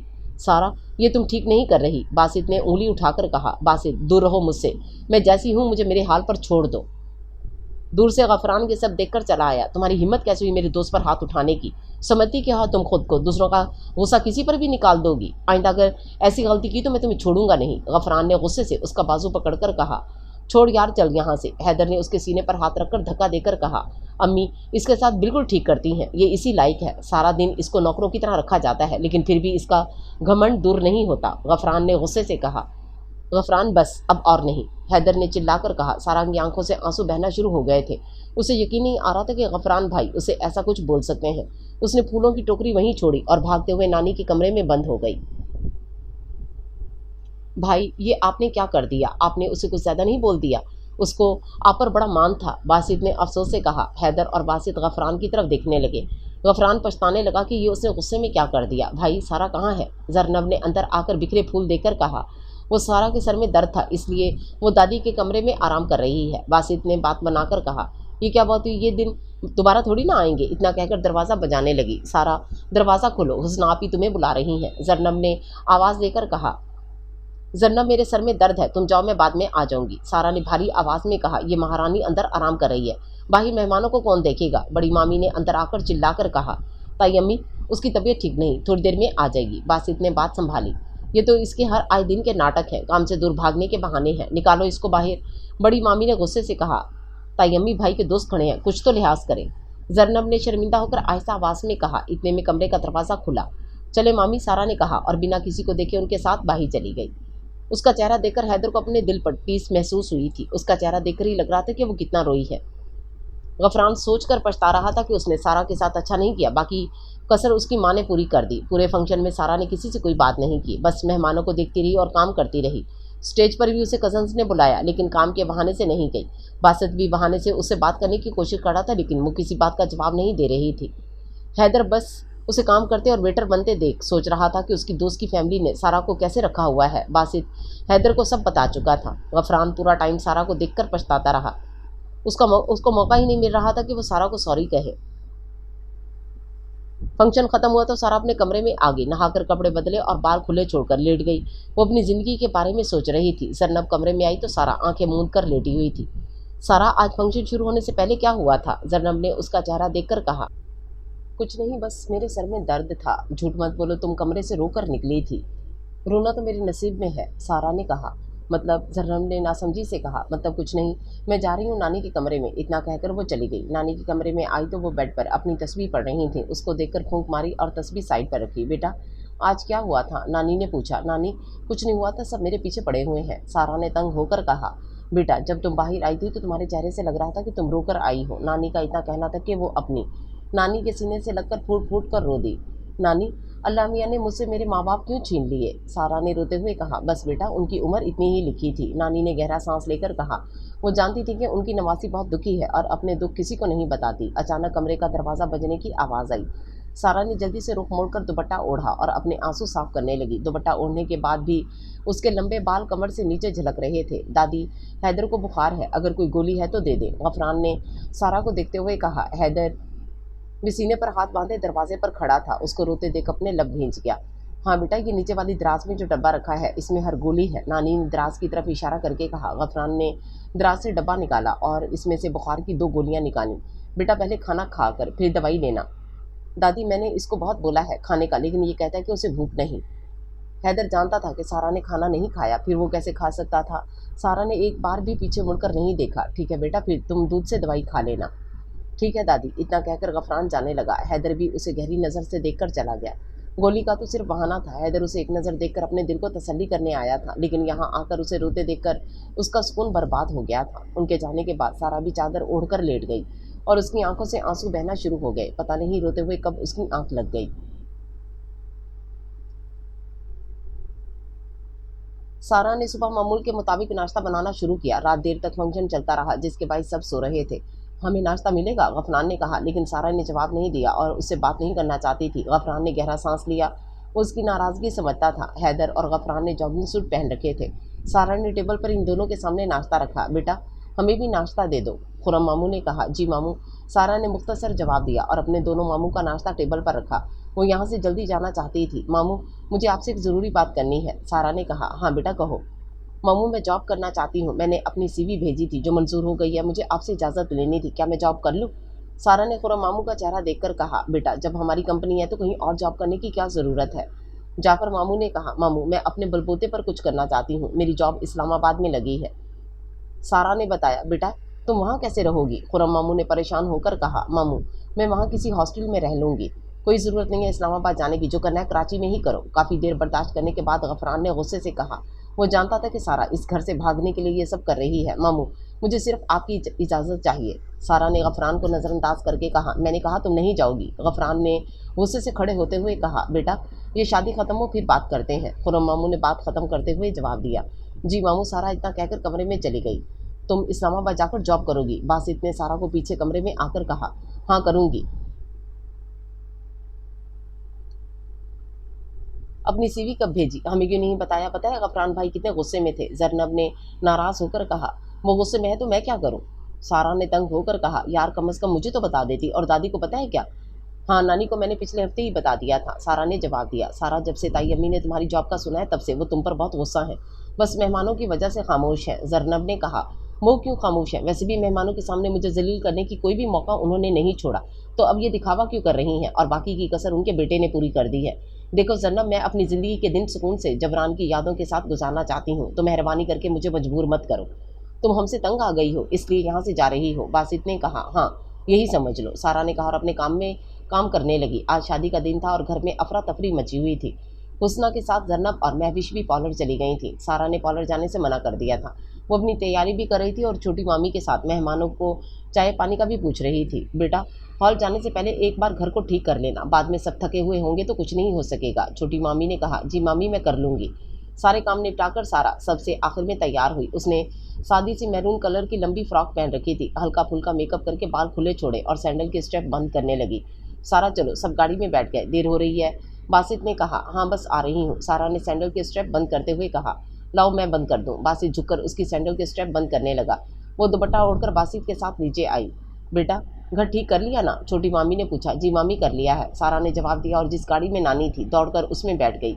आज तो मेरी बेटी बहुत प्यारी लग रही है, नानी ने मुस्कुराकर उसकी बालाएं लेते हुए कहा। सारा ने सर उठाकर देखा तो ड्राइविंग सीट पर गफरान बैठा हुआ था और उसके बराबर में हैदर बैठा था। वो बहुत पछताई कि बिना देखे गाड़ी में क्यों बैठ गई। हैदर भी जानबूझकर इसी गाड़ी में बैठा था जिसमें नानी बैठी थी। उसे पता था जहाँ नानी होंगी वहीं सारा भी होगी और इत्तेफाक से गाड़ी भी उसका दोस्त गफरान चला रहा था। नानी मैं मामू की गाड़ी में जाकर बैठ जाऊँ? सारा ने पूछा। तुम्हारे दोनों मामू की गाड़ी फुल है, चुप करके यहीं बैठो, गफरान ने झिड़क कर कहा। भाई मेरे लिए किसी भी गाड़ी में जगह नहीं है, बासित ने आकर कहा। तो हमारी गाड़ी में पीछे बैठ जाओ। चलो सारा मेरे लिए जगह बनाओ, बासित ने हुक्म देकर कहा। तुम जाकर डिग्गी में बैठ जाओ। हैदर मुंह नीचे करके मुस्कुराने लगा। आजा मेरा बच्चा यहाँ बैठ जा, नानी ने बासित के लिए जगह बनाकर कहा। दादी आपकी नवासी मुझसे जल रही है क्योंकि आज मैं बहुत हैंडसम लग रहा हूँ, बासित ने कहा तो नानी मुस्कुराने लगी। हैदर और गफरान बैठे थे इसलिए सारा ने जवाब नहीं दिया और मुंह खिड़की की तरफ कर लिया। गफरान ने गाड़ी स्टार्ट की और हॉल के रास्ते पर डाल दी। हैदर बेटा तुम बताओ कि तुम्हारे घर में कौन कौन है? नानी ने हैदर को मुखातिब किया। नानी मेरे घर में मेरे दादा दादी हैं, बहन की शादी हो गई है, वो अमेरिका चली गई है, मेरे माँ बाप का कई साल पहले इंतकाल हो चुका है। हैदर ने तफसील बताते हुए कहा। बेटा तुम्हारे माँ बाप का सुनकर बहुत अफसोस हुआ, कभी अपने दादा दादी को भी हमारे घर लाओ हमसे मिलवाने के लिए, नानी ने कहा। जी नानी जरूर लाऊंगा, हैदर ने जवाब दिया और शीशे से सारा को देखने लगा जो खिड़की से बाहर देख रही थी। हॉल में पहुंचकर सारा स्टेज पर जाकर हुस्ना से मिली, फिर नानी के बराबर में बैठ गई क्योंकि बड़ी मामी उसे घूर कर देख रही थी। खाने के बाद जल्दी रुखसती कर दी गई। घर पहुंचे तो सब थके हुए थे। सारी लड़कियां जुल्करनैन के कमरे के बाहर पहरा लगाकर खड़ी थीं। जुल्करनैन ने इन्हें खुशी खुशी नेक दिया और अपने कमरे में चला गया। दूसरे दिन वलीमा भी खैर से हो गया। हुस्ना और जुल्करनैन बहुत खुश दिखाई दे रहे थे। जिंदगी वापस अपनी पुरानी रूटीन में चलने लगी। खुरम बेटा तो क्या सोचा है सारा की नौकरी का? नानी ने खुरम साहब से नाश्ते की टेबल पर पूछा। अम्मा अभी ऐसा कुछ नहीं सोचा है, खुरम साहब ने नाश्ता करते हुए जवाब दिया। यह लड़की कोई नौकरी नहीं करेगी, बड़ी मामी ने कहा। बेटा अगर उसका दिल है तो करने दो। दादी अगर उसको नौकरी करनी है तो इसी शहर में रहकर करे या हमारी कंपनी में करे, गफरान ने कहा। वैसे भी ये जहाँ जाएगी नहुसत फैलाएगी, सब बर्बाद हो जाएंगे, बड़ी मामी ने नफरत से कहा। बेटा अल्फाज सोच समझ कर अदा करो, ऐसा ना हो कि यही अल्फाज पलटकर तुम्हें लगे। जिस तरह घड़ी की सुई आगे पीछे करने से वक्त नहीं बदलता, इस तरह गर्दन ऊंची नीची करने से इंसान की औकात नहीं बदलती। लिहाजा इंसान को हमेशा आजिज़ी में रहना चाहिए क्योंकि एक दिन सब ने दुनिया छोड़ जानी है, फिर गरूर किस बात का, नानी ने अफसोस से कहा। सारा मायूस होकर कमरे में चली आई। उसके पीछे जरनब भी चली आई। सारा, क्यों ना हम एमफिल में दाखिला ले लें। जरनब ने उसका उदास चेहरा देखकर कहा, अल्लाह को मानो यार, जैसे तैसे करके पढ़ाई से जान छूटी है, अब तुम दोबारा ना फंसा देना। पीछे से बासित ने कमरे में आकर बेड पर गिरते हुए कहा, तुम्हें कौन कह रहा है पढ़ने को, हम दोनों पढ़ेंगे। जरनब ने मुंह बनाकर कहा, लेकिन सारा खामोश रही। कुछ दिनों बाद बासित ने इन दोनों का एडमिशन एमफिल में करवा दिया। रात को खुरम साहब नानी के कमरे में आए तो सारा नानी की दवाइयाँ दे रही थी। सारा बेटा, तुम ज़रा बाहर जाओ, मुझे अम्मा से ज़रूरी बात करनी है। खुरम साहब ने कहा, जी मामू, मैं बस जा रही हूँ। सारा ने नानी की दवाइयाँ रखते हुए कहा और बाहर चलेगी। अम्मा, मैंने गफरान के लिए सारा को सोचा था, लेकिन महरू निसा राज़ी नहीं हो रही। अब हमें गफरान के लिए जरनब करनी पड़ेगी, क्योंकि महरू जरनब में राज़ी है। खुरम साहब ने बेबसी से गहरा सांस लेकर कहा, मुझे पहले ही पता था बेटा कि महरू कभी नहीं मानेगी। फिर ये भी ठीक है, मेरे लिए जैसी सारा है वैसी ही जरनब है। मेरे लिए दोनों बराबर है। जैसे मेरी जैनब का नसीब ख़राब था, वैसे ही मेरी सारा का नसीब ख़राब है। पता नहीं अल्लाह ने मेरी बच्ची के नसीब में क्या लिखा है। अम्मा ने रोते हुए कहा, अम्मा आप उदास नहीं हो, इंशाल्लाह सारा के लिए भी कोई अच्छा रिश्ता आएगा। खुरम साहब ने तसल्ली देकर कहा, फिर अम्मा, मैं गफरान से पूछता हूँ, फिर आपको जवाब देता हूँ। खुरम साहब ने उठते हुए कहा और चले गए। सुबह गफरान इन दोनों को यूनिवर्सिटी छोड़कर ऑफिस चला गया। सुन, तूने एक बात नोट की आज? गफरान भाई बहुत खामोश थे। जरनब ने कहा, हाँ ये तो है, पर पता नहीं क्यों। सारा ने कंधे उचकाकर कहा। वो दोनों बातें करते हुए अपनी क्लास में चली गईं और अपनी जगह संभल कर बैठ गईं। प्रिंसिपल साहब क्लास में दाखिल हुए और उनके साथ एक और शख्सियत भी दाखिल हुई, जिसे देखकर वो दोनों चौंकी। ये आपके न्यू टीचर हैं, आज से यही आपको पढ़ाएंगे। प्रिंसिपल साहब तारुफ करवा कर चले गए। सब अपना तारुफ करवाएं, सर ने कहा। सब ने अपने नाम बताए। सारा और जरनब ने भी अपने नाम बताए, जिसकी कोई ज़रूरत नहीं थी, लेकिन वो ये जाहिर नहीं करना चाहती थी कि वो हैदर दाऊद खान को जानती हैं। हैदर ने भी अपना तारुफ करवाया। सब सीरियस होकर पढ़ाई करें, वक्त पर अपने असाइनमेंट जमा करवाएं। मैं पढ़ाई के मामले में कोई कोताही बर्दाश्त नहीं करूँगा, हैदर ने सारा की तरफ देखकर कहा, लेकिन वो अनजान बनी अपनी किताब में मगन थी। हैदर ने पूरी क्लास में नज़र घुमाई तो उनका क्लास फेलो जीशान मलिक सारा को देखने में मसरूफ था। जीशान मलिक, हैदर ने धाड़कर उसका नाम लिया। जीशान हड़बड़ा गया। यहाँ वहाँ देखने से बेहतर है अपनी पढ़ाई पर फोकस करें, हैदर ने गुस्से से कहा। जी सर, जीशान ने शर्मिंदा होकर जवाब दिया। चलें, आज के लिए इतना ही काफ़ी है। हैदर ने सारा की तरफ देखकर लंबा सांस लिया और फिर चला गया। सारा, तूने देखा वो हैदर भाई थे, हम अब तो हमारी मौजें हो गई, हम तो आराम से पास हो जाएंगे। जरनब ने चहक कर कहा, तुम ही जाना इनके पास मदद मांगने, मैं नहीं जाने वाली। सारा ने मुंह बनाकर कहा, अच्छा चल, भूख लग रही है, कैंटीन चलते हैं। जरनब ने कहा और सारा का हाथ पकड़कर कैंटीन ले गई। कैंटीन पहुंची तो वहाँ पहले से हैदर बैठा चाय पी रहा था। सारा उसे देखकर पलट कर जाने लगी तो जरनब उसका हाथ पकड़कर अंदर ले गई और कोने की टेबल पर बैठकर ऑर्डर नोट करवाया। अब तुम मुझे ऐसे क्यों देख रही हो? जरनब ने उसे खुद को घूर कर देखता पाया तो कहा, मौत आ रही थी भूख से जो यहाँ चली आई। मैं नोट कर रही हूँ जहाँ हैदर भाई होते हैं उस जगह से तुम भागती हो, ऐसा क्यों? जरनब आंखें छोटी करके बोली, मेरी मर्जी, अब जल्दी ठूस और घर चल। सारा ने गुस्से से कहा। सारा ने कुछ भी नहीं लिया। जरनब ने जल्दी से अपना बर्गर ख़त्म किया और उठ खड़ी हुई। बासित को उन्होंने पहले ही फ़ोन कर दिया था, वो यूनी के बाहर खड़ा उनका इंतज़ार कर रहा था। इन्हें आते देख गाड़ी का दरवाज़ा खोला। वो दोनों जल्दी से गाड़ी में बैठ गई। बासित ने गाड़ी स्टार्ट की तो वो बंद हो गई। ये तुम्हारी गाड़ी हमेशा बंद क्यों हो जाती है? तुम बैठी हो ना इसीलिए, बासित ने मुस्कुराकर कहा। जाहिर सी बात है कि मैं मनहूस हूँ, नुकसान तो होगा ना। सारा ने तंजिया हंसकर कहा। सारा, यार मैं मजाक कर रहा था, तुम बात को कहाँ से कहाँ लेकर जाती हो? बासित ने नाराज़ होकर कहा। इतने में उनके बराबर एक गाड़ी आकर रुकी। देखा तो हैदर था। क्या हुआ बासित, सब ठीक है ना? हैदर ने कहा, जी भाई, गाड़ी ख़राब हो गई है। वैसे आप यहाँ कैसे? बासित ने पूछा। मुझे यहाँ कुछ दिनों के लिए लेक्चरर हायर किया गया है, हैदर ने बताया। मैं पहले ही बता रही हूँ, इनसे लिफ्ट नहीं लेना, मैं नहीं बैठूंगी इनकी गाड़ी में। सारा ने आहिस्ता आवाज़ में कहा। आ जाओ, मैं छोड़ देता हूँ तुम लोगों को। हैदर ने कहा, नहीं भाई, हम चले जाएंगे। जरनब ने सारा को घूर कर कहा, देखो अगर गफरान को पता चलेगा तो उसे बहुत बुरा लगेगा, क्योंकि वो जानता है कि मैं भी इसी यूनि में होता हूँ। हैदर ने तफसील से बताया। इतने में बासित के मोबाइल पर गफरान का फ़ोन आया। जी भाई, बासित ने फ़ोन कान से लगाकर कहा। कहाँ हो यार? गफरान ने पूछा। भाई, गाड़ी ख़राब हो गई है, बासित ने जवाब दिया। आगे से गफरान ने पता नहीं क्या कहा। जी भाई, हम हैदर भाई के साथ आ रहे हैं, बासित ने कहकर फ़ोन काट दिया। अब तो चलोगे ना मेरे साथ? हैदर ने मुस्कुराकर कहा। बासित और जरनब गाड़ी से बाहर निकले। सारा ऐसे ही गाड़ी में ढीठ बनी बैठी रही। अब तुम्हें क्या अलग से दावतनामा देना पड़ेगा? सारा बासित को घूर कर गाड़ी से उतरी और हैदर की गाड़ी की पिछली सीट पर बैठ गई और धड़म से दरवाज़ा बंद कर दिया। हैदर ने गाड़ी स्टार्ट की और सामने के शीशे से सारा को देखता रहा। भाई, आपको परी मिली? बासित ने मुस्कुराकर पूछा। नहीं बासित, अभी तक नहीं मिली, हैदर ने भी मुस्कुराकर जवाब दिया। जैसे आप उसे अपने ख्वाबों में देखते हैं, ऐसे ही वो भी आपको देखती होगी क्या? बासित ने पूछा। वो मेरी तरफ देखती ही नहीं है। हैदर ने सारा को शीशे से देखते हुए कहा। कोई बात नहीं भाई, वो आपकी बात मानेगी भी और आपकी तरफ देखेगी भी, बासित ने तसल्ली देकर कहा। सारा इन दोनों की बातें सुनकर पेचोताप खाती रही। घर पहुंचे तो सारा जल्दी से गाड़ी से बाहर निकली और धड़म से दरवाज़ा बंद किया और अंदर की तरफ भागती हुई चली गई। बासित और जरनब उसकी हरकत पर शर्मिंदा हो गए।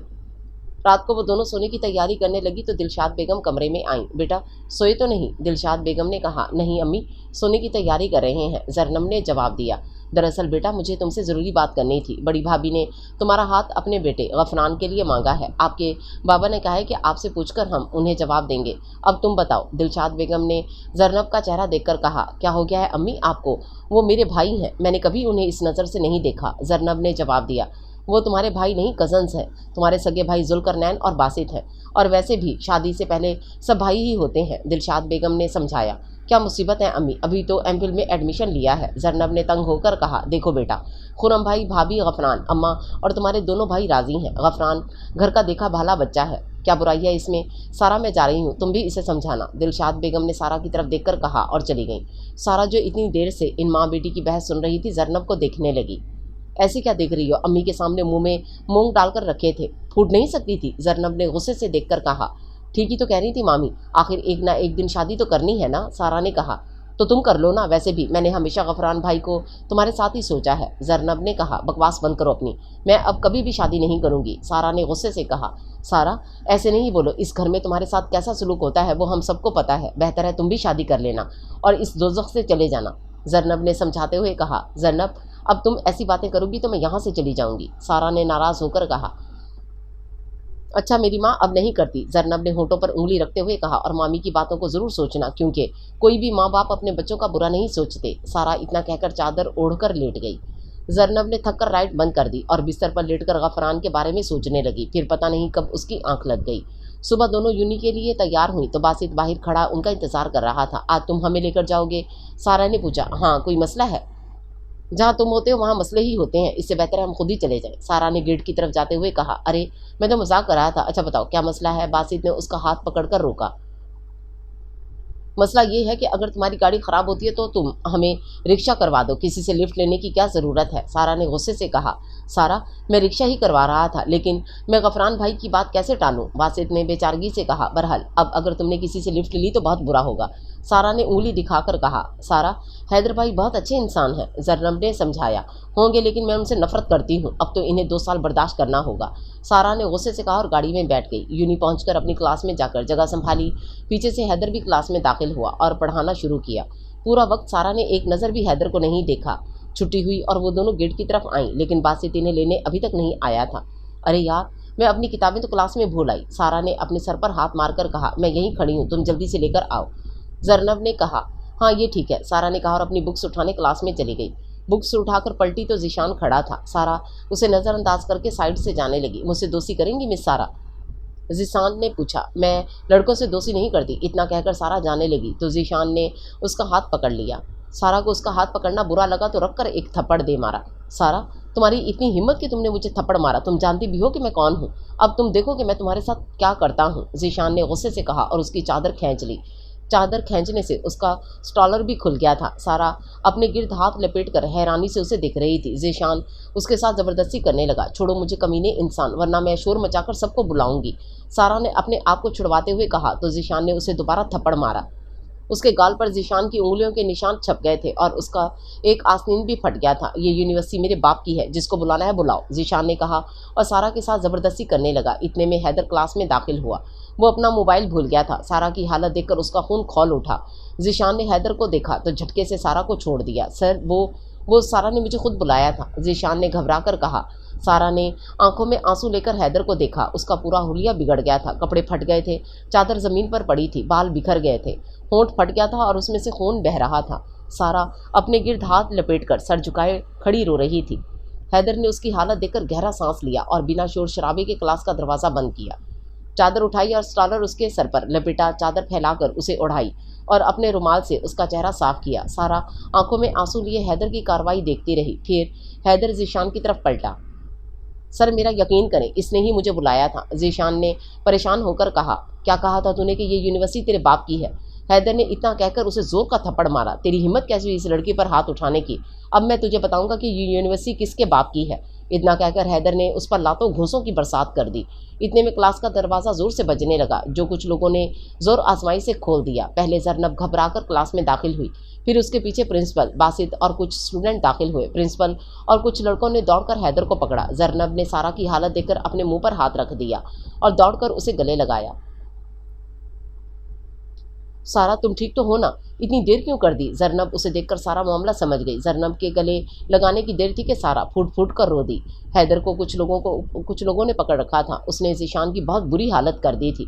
सारा, तुम ठीक हो? बासित ने परेशान होकर सारा से पूछा तो सारा हिचकी लेकर हाँ में गर्दन हिला गई। भाई, आप ठीक हैं? बासित का हैदर से इतना पूछना था कि हैदर ने उसे जोर का थप्पड़ दे मारा। बासित अपने गाल पर हाथ रखकर हैरानी से हैदर को देखने लगा। अगर आप अपनी बहनों की हिफाजत नहीं कर सकते तो यूनि में एडमिशन क्यों करवाया? जानते हो कि तुम कितना लेट आए हो? ये सब तुम्हारी वजह से हुआ है। अगर आज मैं वक्त पर यहाँ नहीं आता तो पता नहीं क्या हो जाता। और तुम्हें क्या ज़रूरत थी अकेले क्लास में आने की? हैदर का इतना कहना था कि सारा हिचकियाँ लेकर रोने लगी। हैदर ने गहरा सांस लेकर खुद को ठंडा किया। वो अपना गुस्सा सारा पर नहीं निकालना चाहता था। हैदर सारा के करीब आया और उसका बाजू पकड़कर क्लास से बाहर ले गया और लाकर उसे अपनी गाड़ी का दरवाज़ा खोलकर बिठाया। बासित और जरनब भी उनके पीछे चले आए। गाड़ी का दरवाज़ा खुला ही था और सारा के दोनों पैर बाहर थे। हैदर ने गाड़ी से पानी की बोतल निकाली और ढक्कन खोलकर पंजों के बल बैठकर सारा की तरफ बढ़ाया। सारा ने कांपते हाथों से पानी की बोतल ली और 2 घूंट लेकर वापस कर दी। उसके आंसू मुसलसल बह रहे थे। अब ठीक हो? हैदर ने उसका चेहरा देखकर पूछा। जी। सारा बस इतना ही बोल पाई। बासित, तुम इन्हें घर ले जाओ। कोई पूछे तो बहाना बना देना। घर में इस बात का जिक्र किसी से नहीं करना। फिर शाम को मिलते हैं। जरनब गुड़िया, तुम सारा को बासित की गाड़ी में बिठाओ। हैदर जरनब से मुखातिब हुआ। जी भाई। जरनब ने इतना कहकर सारा का हाथ थामा और उसे बासित की गाड़ी की तरफ ले जाने लगी। जरनब ने महसूस किया कि सारा को बहुत तेज़ बुखार है और वो पूरी तरह कांप रही है। सारा, तुम्हें तो बहुत तेज़ बुखार है, जरनब ने कहा। सारा, अस्पताल चले? बासित ने पूछा। नहीं, मुझे अभी सिर्फ घर जाना है, सारा ने रोते हुए कहा। सॉरी सारा, अगर मैं लेट नहीं पहुंचता तो ये सब नहीं होता, बासित ने माफ़ी मांगते हुए कहा। और मुझे भी तुम्हें अकेले क्लास में नहीं जाने देना चाहिए था, सॉरी, जरनब ने उसे अपने साथ लगाकर कहा। सारा खामोश रही, कोई जवाब नहीं दिया। घर पहुंचकर सारा सीधा अपने कमरे में चली गई। जरनब खाना लेकर उसके कमरे में गई तो सारा ने मना कर दिया और मुंह तक चादर ओढ़कर लेट गई। आज का वाकया याद आया तो आंखों से आंसू बहने लगे। फिर पता नहीं कब उसकी आंख लग गई। वो मगरिब के वक्त सोकर उठी तो अज़ानें हो रही थी। या अल्लाह, मैं कितनी देर सोती रही हूँ। सारा हड़बड़ाकर उठी और वज़ू करके नमाज़ पढ़ी। नमाज़ ख़त्म करके दुआ के लिए हाथ उठाए तो आंखों से आंसू निकलना शुरू हो गए। नानी और हुस्ना कमरे में दाखिल हुई तो हुस्ना के हाथ में कुछ सामान था। हुस्ना, आप ही ये क्या है? सारा ने नासमझी से पूछा। बेटा, ये तुम्हारे निकाह का सामान है, नानी ने जवाब दिया। वो हैरानी से नानी को देखने लगी। नानी, मेहरबानी करके मेरे साथ ऐसा मजाक मत करें, सारा ने रोते हुए कहा। ये कोई मजाक नहीं है, तुम जाकर ये कपड़े चेंज करो, फिर मैं और जरनब तुम्हें तैयार कर देंगे, हुस्ना ने उसे अपने साथ लगाकर कहा। नानी, ये सब क्या है? आप तो सब जानती हैं, फिर मेरा निकाह क्यों करवा रही हैं? और ये मेरा निकाह अचानक से किसके साथ हो रहा है? मैं जबरान के अलावा किसी का सोच भी नहीं सकती। मैं उसकी यादों के साथ अपनी पूरी ज़िंदगी गुजार सकती हूँ, सारा ने रोते हुए कहा। पीछे से खुरम मामू और गफरान कमरे के अंदर आए। तुम्हारा निकाह मेरे दोस्त हैदर दाऊद खान के साथ हो रहा है, गफरान ने अपनी पैंट की दोनों जेबों में हाथ डालकर कहा। यह सुनकर सारा सत्ते में चली गई। आप मेरे साथ ज़बरदस्ती नहीं कर सकते, मैं ये निकाह नहीं करूँगी, सारा ने चिल्लाकर कहा। तुम्हें करना पड़ेगा, जल्दी से तैयार हो जाओ, गफरान ने हुक्म देकर कहा। सारा अपने लब भींच गई। बेटा, नीचे हैदर के घर वाले और काजी साहब बैठे हुए हैं, आप जल्दी से तैयार हो जाए, खुरम मामू ने कहा और गफरान को लेकर बाहर चले गए। पीछे से जरनब और बासित अंदर आए। नानी, मैं आपको पहले ही बता रही हूँ कि मैं ये निकाह नहीं करूँगी, सारा ने रोते हुए कहा। सारा, प्लीज़ कर लो, अभी सिर्फ निकाह है, रुखसती बाद में है, बासित ने मिन्नत करते हुए कहा। मैं अपने कमरे से मेकअप का सामान लेकर आती हूँ, इतना कहकर हुस्ना चली गई। बेटा, यहाँ आओ, मेरे पास बैठो, नानी ने उसे अपने पास बुलाया तो वो रोते हुए नानी के पास बैठ गई। आज जो कुछ तुम्हारे साथ हुआ वो सब मुझे बासित और जरनब ने बता दिया है। सोचो, अगर हैदर वक्त पर नहीं पहुंचता तो तुम्हारे साथ क्या हो सकता था। उस रब का बड़ा करम है, उसने मेरी बच्ची की इज्जत बचा ली, नानी ने ऊपर की तरफ चेहरा करके कहा। लेकिन नानी, इसका मतलब ये तो नहीं कि मैं निकाह कर लूँ, मैंने आपसे पहले भी कहा कि मैं सारी ज़िंदगी शादी नहीं करूँगी, सारा ने रोते हुए कहा। बेटा अभी मेरी खातिर कर लो, देखो मैं तुम्हारे सामने हाथ जोड़ती हूँ। ये घर तुम्हारे लिए किसी दोज़ख से कम नहीं। मैं अपनी ज़ैनब को तो अच्छा नसीब नहीं दे सकी, लेकिन तुम्हें अगर कुछ हो गया तो मैं जीते जी मर जाऊंगी। नानी ने रोते हुए उसके सामने अपने हाथ जोड़े। नानी आप ऐसा तो मत कहें, आपके सिवा मेरा है ही कौन। मैं आपकी खातिर ये निकाह कर लूँगी। सारा ने नानी के हाथ पकड़कर रोते हुए कहा, अब अगर गंगा जमुना सब बह गई है तो जाकर चेंज करो। बेचारे काजी साहब की बैठ बैठ कर कमर अकड़ गई है। जरनब ने कमर पर हाथ रखकर कहा, हाँ सारा, जरनब ठीक कह रही है। काजी साहब बार बार उठना चाहते हैं और हैदर भाई ज़बरदस्ती उनका हाथ पकड़कर बिठा देते हैं। इन्हें डर है कि काजी साहब बिना निकाह पढ़ाए भाग ना जाए। बासित ने हंसते हुए कहा, अब चलो ना मैडम। जरनब ने कहा, पहले इस चिंतन को बाहर निकालो। सारा ने बासित को घूर कर कहा, मैं नहीं जाने वाला। मुझे देखना है कि हुस्ना आपी और जरनब तुम्हारा गोला गंडा कैसे बनाती हैं। बासित ने कहा तो जरनब का कहका निकल गया। नानी अब मैं निकाह नहीं करूंगी। सारा रूहानसी होकर बोली, जा मेरे बाप चला जा, कितनी मुश्किल से इसे राजी किया है। नानी ने हंसकर कहा, अच्छा ना जाता हूँ दादी, इसको पेंट कर दो तो मुझे ज़रूर बताना, मैं देखने आऊँगा। बासित जरनब से मुखातिब हुआ, गोला गंडा तो मैं तुम्हारी बीवी को बनाऊंगी, देखना तुम। सारा ने दांत पीस कर कहा तो बासित कहका लगाकर चला गया। सारा चेंज करके आई। वो वाइट कलर की लंबी फ्रॉक थी जिस गले में गोल्डन काम हुआ था, दुपट्टे के बॉर्डर पर गोल्डन काम हुआ था। जरनब ने उसकी सादी सी चुटिया बनाई। हुस्ना मेकअप लेकर आई, लेकिन उसने मेकअप करने से मना कर दिया और सिर्फ हल्की सी पिंक लिपस्टिक लगाई, हल्की फुल्की ज्वेलरी पहने, मांग टीका लगाया और छोटी सी वाइट नोज पिन पहनी। इतनी सादगी में भी सारा बहुत प्यारी लग रही थी। ये बहुत ज़्यादा नहीं हो गया? सारा ने आईना देखकर कहा, कुछ ज़्यादा नहीं हुआ, मेकअप तो तुमने करने ही नहीं दिया। जरनब ने डांट कर कहा। इतने में दिलशाद बेगम कमरे के अंदर आई। काजी साहब आ रहे हैं निकाह के लिए, दिलशाद बेगम ने कहा तो जरनब ने जल्दी से बेड समेटा। हुस्ना ने सारा को लाल दुपट्टा ओढ़ा दिया। खुरम साहब, जाफ़र साहब, जुल्करनैन, गफरान और बासित काजी साहब को अंदर लेकर आए। सारा, इस्माइल, क्या आपको ये निकाह हैदर दाऊद खान के साथ हक महर 1 करोड़ सिक्का राइजुल वक्त कबूल है? काजी साहब ने सारा के सामने निकाह के अल्फाज दोहराए। सारा ने नानी का हाथ मजबूती से थामा। उसकी आंखों से आंसू बह रहे थे। नानी ने उसके सर पर हाथ फेरा और उसे गले लगा लिया। सारा ने 3 बार कबूल है बोला। दोनों मामू और बाकी सब ने उसके सर पर हाथ रखा और बाहर चले गए। दूसरी तरफ हैदर ने भी खुशी खुशी रजामंदी दी। हैदर सब पहले अपने दादा दादी से गले मिला और फिर सबसे मुबारकबाद वसूल की। हैदर के दादा दादी को सारा से मिलना था। बासिती ने सारा के कमरे की तरफ ले गया जहाँ नानी, छोटी मामी, हुस्ना, जरनब सब मौजूद थे। हमें अपनी बेटी से मिलना है, हैदर की दादी ने कहा। जी जी आइए, ये आपकी ही बेटी है, नानी ने मुस्कुराकर कहा। दादी ने सारा का घूंघट उठाया और माशाल्लाह कहकर उसका माथा चूमा। दादा ने भी उसके सर पर हाथ रखकर दुआ दी। दादी ने अपने हाथ से सोने के कंगन निकालकर सारा को पहनाए। मेरा पोता बिल्कुल ठीक कहता है, मेरी वाली ज़मीन के वासियों को नज़र नहीं आती, सिर्फ मुझे नज़र आती है, दादी ने मुस्कुराकर कहा तो बासित, हुस्ना, जरनब सबके कह के निकल गए। क्या हुआ, मैंने कुछ गलत कह दिया क्या? दादी ने हैरानी से कहा। दादी आपका पोता हमें भी यही कहता था, बासित ने हंसते हुए कहा।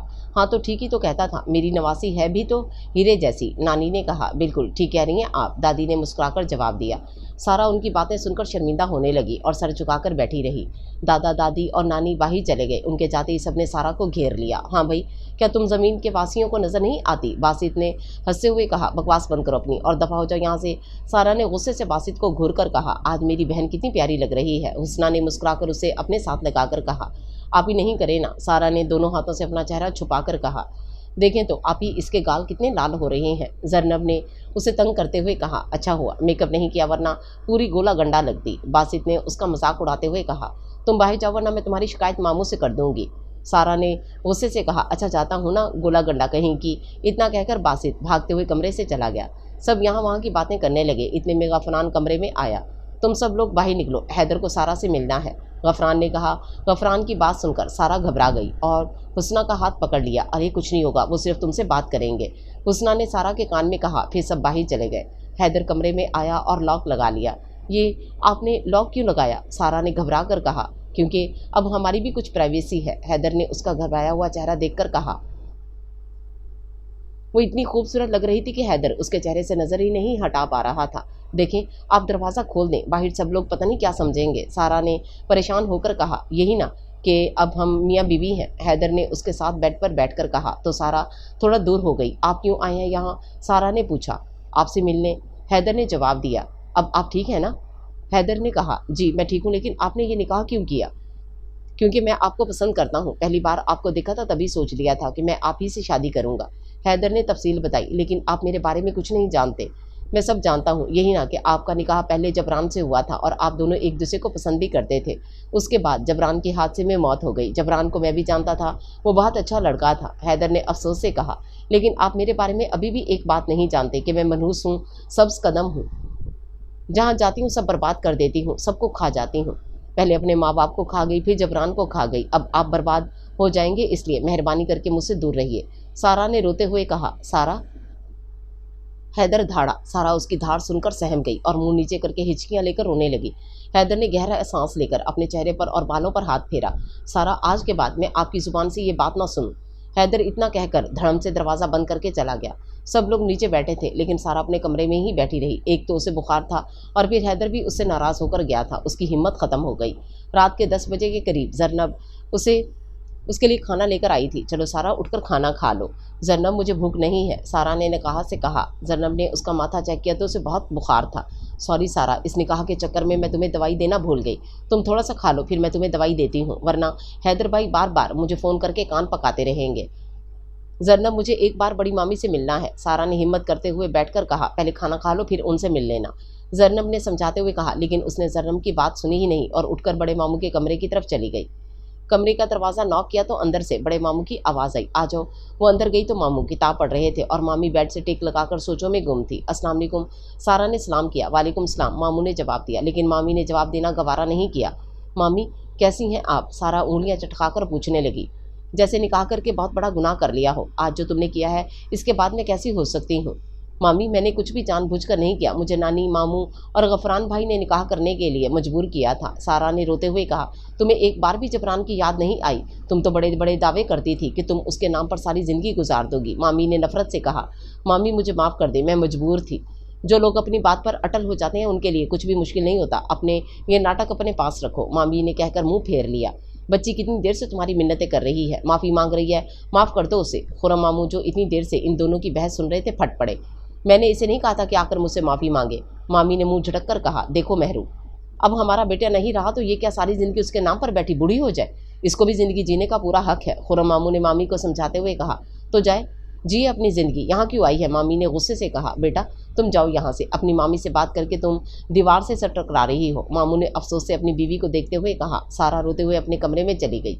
उसकी भूख प्यास सब मर गई थी। सारा कमरे में आई तो जरनब उसका इंतज़ार कर रही थी। उसे रोते देखकर सब समझ गई।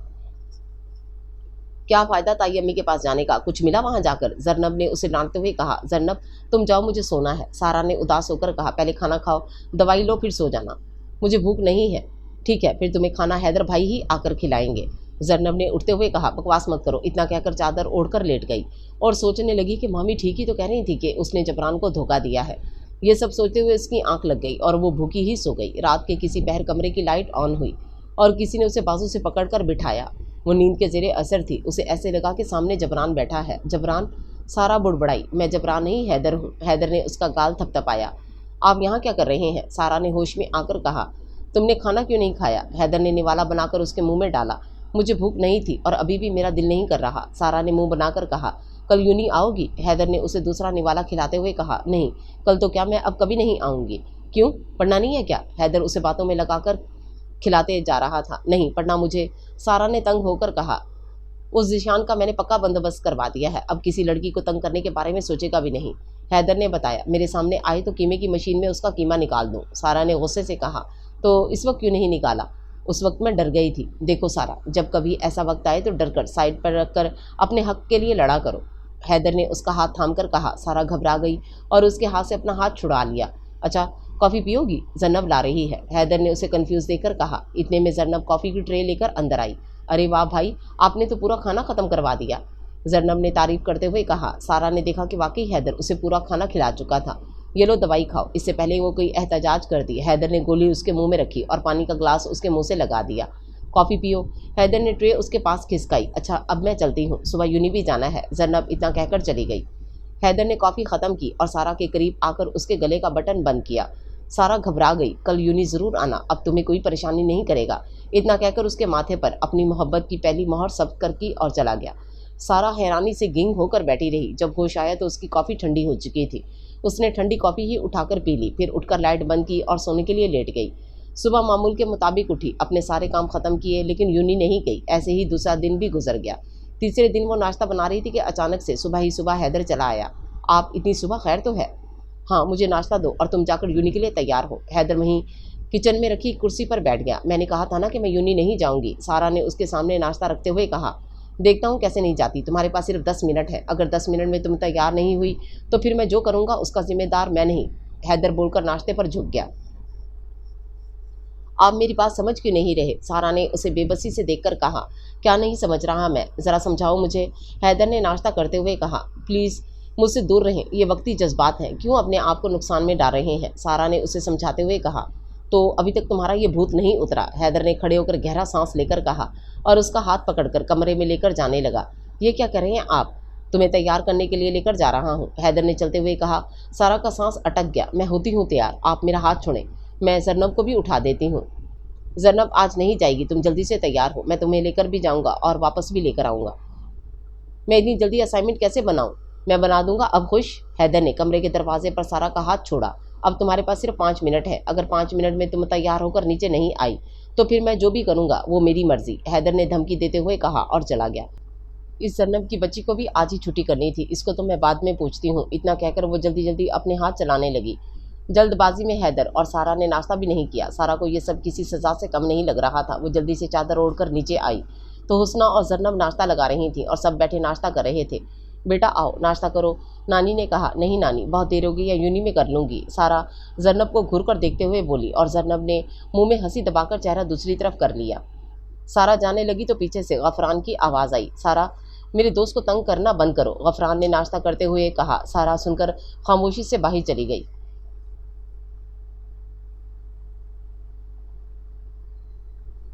बाहर आई तो हैदर अपनी गाड़ी से टेक लगाकर खड़ा था। उसको देखकर गाड़ी का दरवाज़ा खोला। सारा गाड़ी में बैठकर दरवाज़ा बंद करने लगी तो हैदर ने कहा, तुम छोड़ दो, अभी मेरे पास वक्त नहीं है दरवाज़ा बनवाने का। इतना कहकर खुद ही दरवाज़ा बंद कर दिया। सारा उसकी बात सुनकर शर्मिंदा हो गई।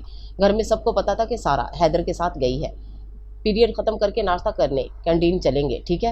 हैदर ने गाड़ी में बैठते हुए कहा। अगर मैं आपके साथ कैंटीन में नाश्ता करने चलूँगी तो सबको पता चल जाएगा कि मैं आपकी बीवी हूँ और फिर आपकी बेइज्जती होगी।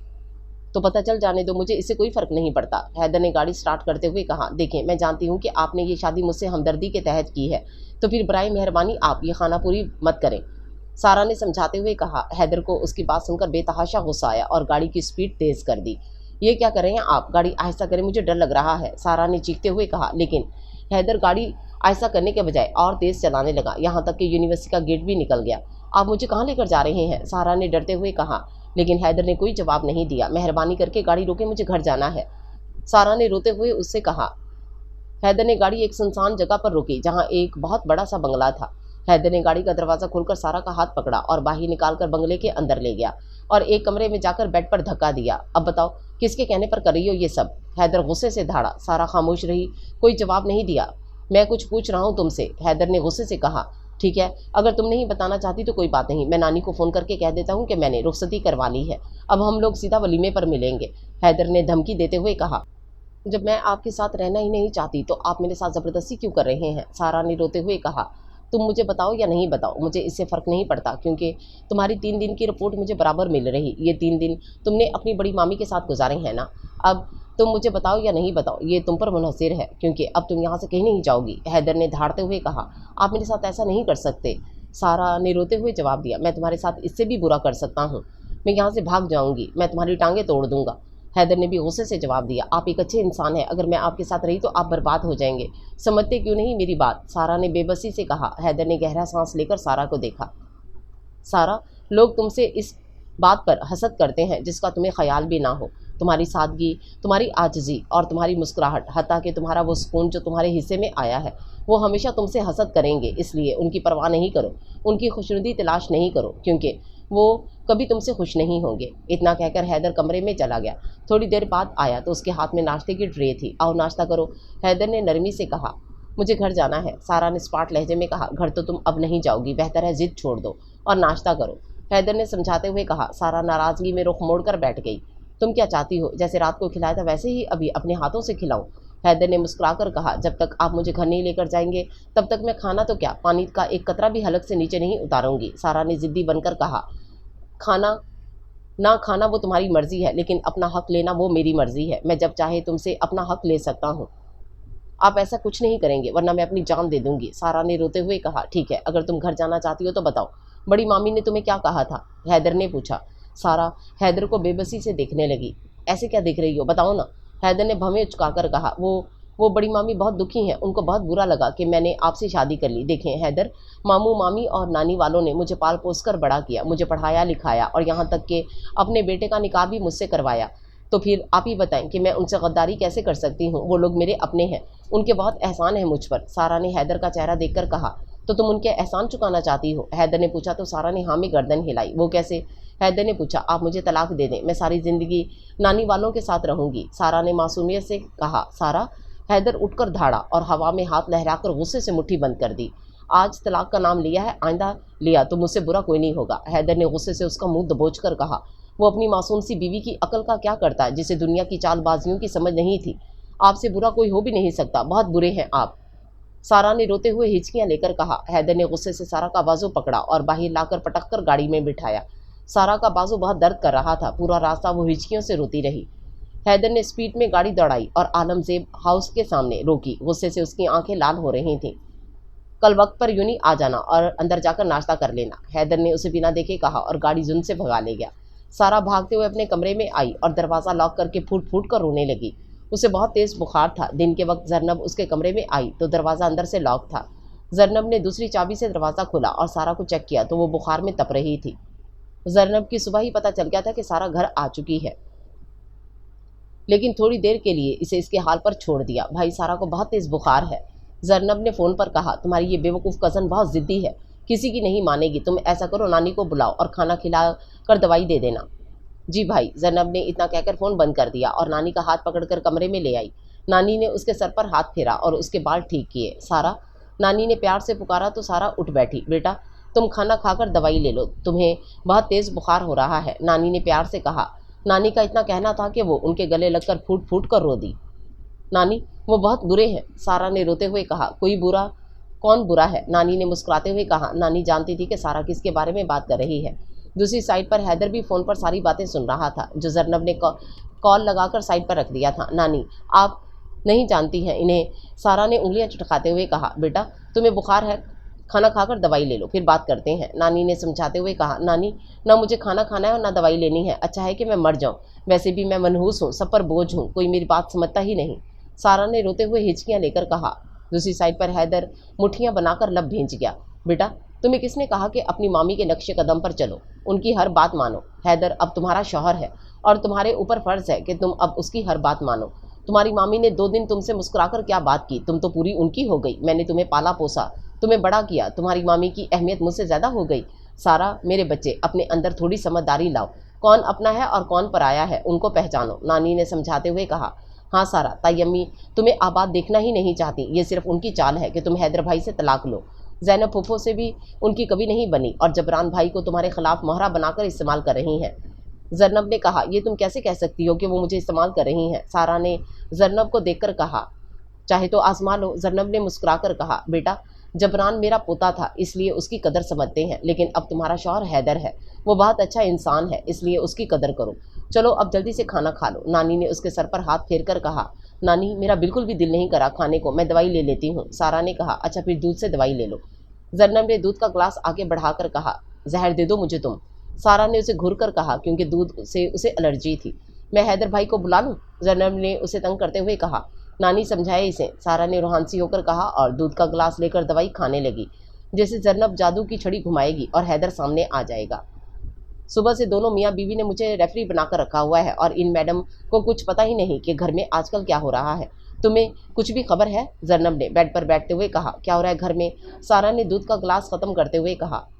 बासित के लिए लड़की ढूंढी है, जरनब ने बताया। अच्छा कौन है, सारा ने तजस्सुस से पूछा, क्योंकि उसका ध्यान कॉफ़ी मग की तरफ गया था। अरे हमारी महविश, जरनब ने कहा। अरे अच्छा वो छिपकली, सारा ने कहा। सारा, तुमने मेरी महविश को छिपकली बोला, बासित ने कमरे में आकर नाराज़ होकर कहा। मुझसे पहले तो तुम खुद ही बोलते थे, वो तो मैं प्यार से बोलता था। अच्छा बेटा अब मैं चलती हूँ, मेरी बातों को ज़रूर सोचना, नानी ने उसके सर पर हाथ फेरा और उठ गई।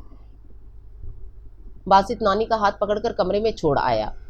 सुन, 1 महीने बाद मेरी और महविश की शादी है, जरनब ने खुशी से बताया। फिर पढ़ाई का क्या होगा, फजुल में मुझे फंसा दिया, सारा ने मुंह बनाकर कहा।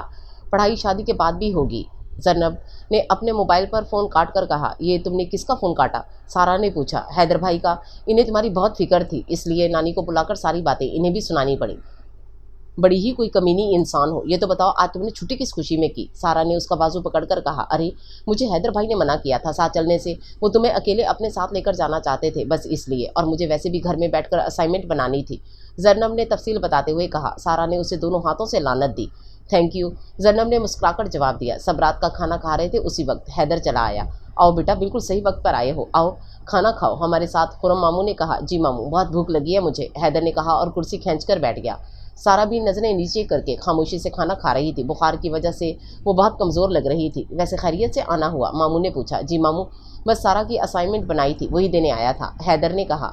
वाह भाई, सारा के तो मज़े हैं, घर बैठे असाइनमेंट बन जाता है, बासित ने कहा। तुम अपनी बकवास बंद करो। इतना कहकर सारा कमरे में चली गई। मामू, मैं सारा को असाइनमेंट देकर आता हूँ, हैदर ने कहा। हाँ बेटा, जाओ। हैदर सारा के कमरे में आया तो वो अपने बेड पर किताबें फैलाकर बैठी थी। हैदर ने किताबें साइड पर करके अपने लिए जगह बनाई। ये क्या कर रही हैं आप? दिखाई नहीं दे रहा? अपने लिए जगह बना रहा हूँ, हैदर ने बैठते हुए कहा। मुझे पढ़ाई करनी है, सारा ने स्पाट लहजे में कहा। अभी ये सब रखो, तुम्हारी तबीयत ठीक नहीं, असाइनमेंट मैंने बना दी है, कुछ दिन आराम करो, फिर यूं ही आ जाना, हैदर ने समझाते हुए कहा। इतने में जरनब और बासित कमरे में आए। जरनब ने कॉफ़ी हैदर की तरफ बढ़ाई। थैंक यू गुड़िया, हैदर ने मुस्कुराकर कहा। भाई आपको पता है हमारे घर में शादी है, जरनब ने बताया। अच्छा, किसकी? हैदर ने अनजान बनकर कहा।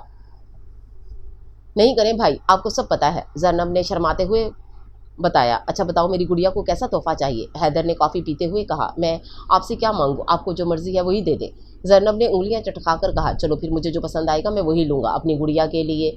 अच्छा भाई, आप मेरे लिए क्या लेंगे? बासित ने मुस्कुराकर पूछा। तुम चुप करो चुचुंदर, तुम्हें अपनी छोटी बहन दे रहा हूँ, यही बड़ी बात है, वरना गफरान ने तो साफ मना किया था कि इस आवारा बदमाश को वो अपनी बहन बिल्कुल भी नहीं देगा। हैदर ने उसे झिड़कते हुए कहा। ये क्या भाई, आप लोगों ने तो मुझे छुछुंदर, आवारा, बदमाश, पता नहीं क्या क्या बना दिया, ये सब इस सारा की बच्ची के काम है, बासित ने दांत पीसकर कहा तो जरनब और सारा का कहका निकल गया। हैदर ने सारा को हंसते हुए देखा तो वो बहुत खूबसूरत लग रही थी और उससे भी ज़्यादा उसके डिम्पल बहुत प्यारे लग रहे थे।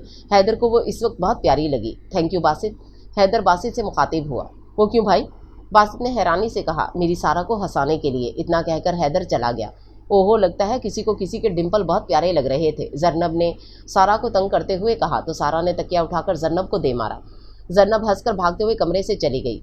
सुबह सारा उठी तो वो पहले से काफ़ी बेहतर थी। अपने सारे काम निपटाकर वो नाश्ता बनाने लगी। इतने में बड़ी मामी किचन में आई। सारा, तुमने हैदर से तलाक की बात की? बड़ी मामी ने पूछा। जी मामी की थी, लेकिन हैदर मुझे तलाक नहीं देना चाहते, सारा ने जरनब की आजमाने वाली बात को सोचते हुए कहा। फिर तुम खुला ले लो, मामी ने मशवरा दिया। मैं कैसे खुला लूँ? सारा हिचकिचाते हुए बोली। देखो सारा, रुखसती के बाद तुम्हारी सारी जायदाद तुम्हारे शौहर के नाम हो जाएगी और हैदर एक बहुत ही लालची इंसान है। तुम क्या चाहती हो कि तुम्हारे बाप की मेहनत किसी गैर इंसान के हाथ चली जाए? मामी ने उसे भड़काते हुए कहा। मामी, मैं हैदर से तलाक नहीं लेना चाहती, वो जैसे भी हैं मेरे शौहर हैं, मैं उनके साथ ही रहना चाहती हूँ, सारा ने मामी का चेहरा देखकर कहा। आ गई ना तुम अपनी औकात पर, तुम भी उसी माँ की औलाद हो जिसकी वजह से इस घर में मेरी कभी कदर नहीं हुई। जब मैंने तुम्हारा निकाह जबरान से करवाया था, मैंने तभी सोच लिया था कि तुम्हारी माँ ना सही लेकिन तुम्हें ज़रूर बर्बाद करूँगी, लेकिन तुम भी अपनी माँ की तरह नमक हराम निकली। अच्छा हुआ जो ज़ैनब मर गई। जानती हो कि जिस दिन ज़ैनब मरी थी उस दिन मुझे कितना सुकून मिला था, लेकिन वो जाते जाते तुम जैसी मुसीबत हमारे गले बांध गई। अब मैं तुम्हें नहीं छोड़ूंगी। इतना कहकर गुस्से से सारा को मारने के लिए हाथ उठाया, लेकिन किसी ने उनका हाथ पकड़ लिया। मामी ने देखा तो वो हैदर था। बस मामी, अब नहीं, हैदर ने कहकर मामी का हाथ छोड़ा। पीछे किचन के दरवाजे पर दोनों मामू, नानी, गफरान और जुल्करनैन खड़े ये सब तमाशा देख रहे थे। नानी की आंखों से आंसू बहने लगे।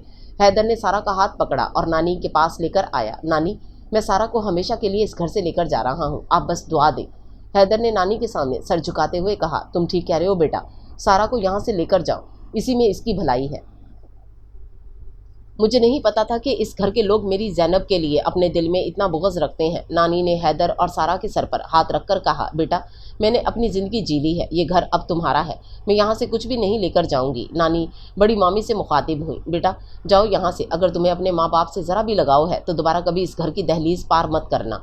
नानी का इतना कहना था कि सारा उनके गले लगकर फूट फूट कर रो दी। सबकी आंखों में आंसू थे, सब तासुब से बड़ी मामी को देख रहे थे। सारा सबसे बारी बारी मिली, दोनों मामू ने उसे गले लगाया। आखिर में वो बड़ी मामी के पास आई।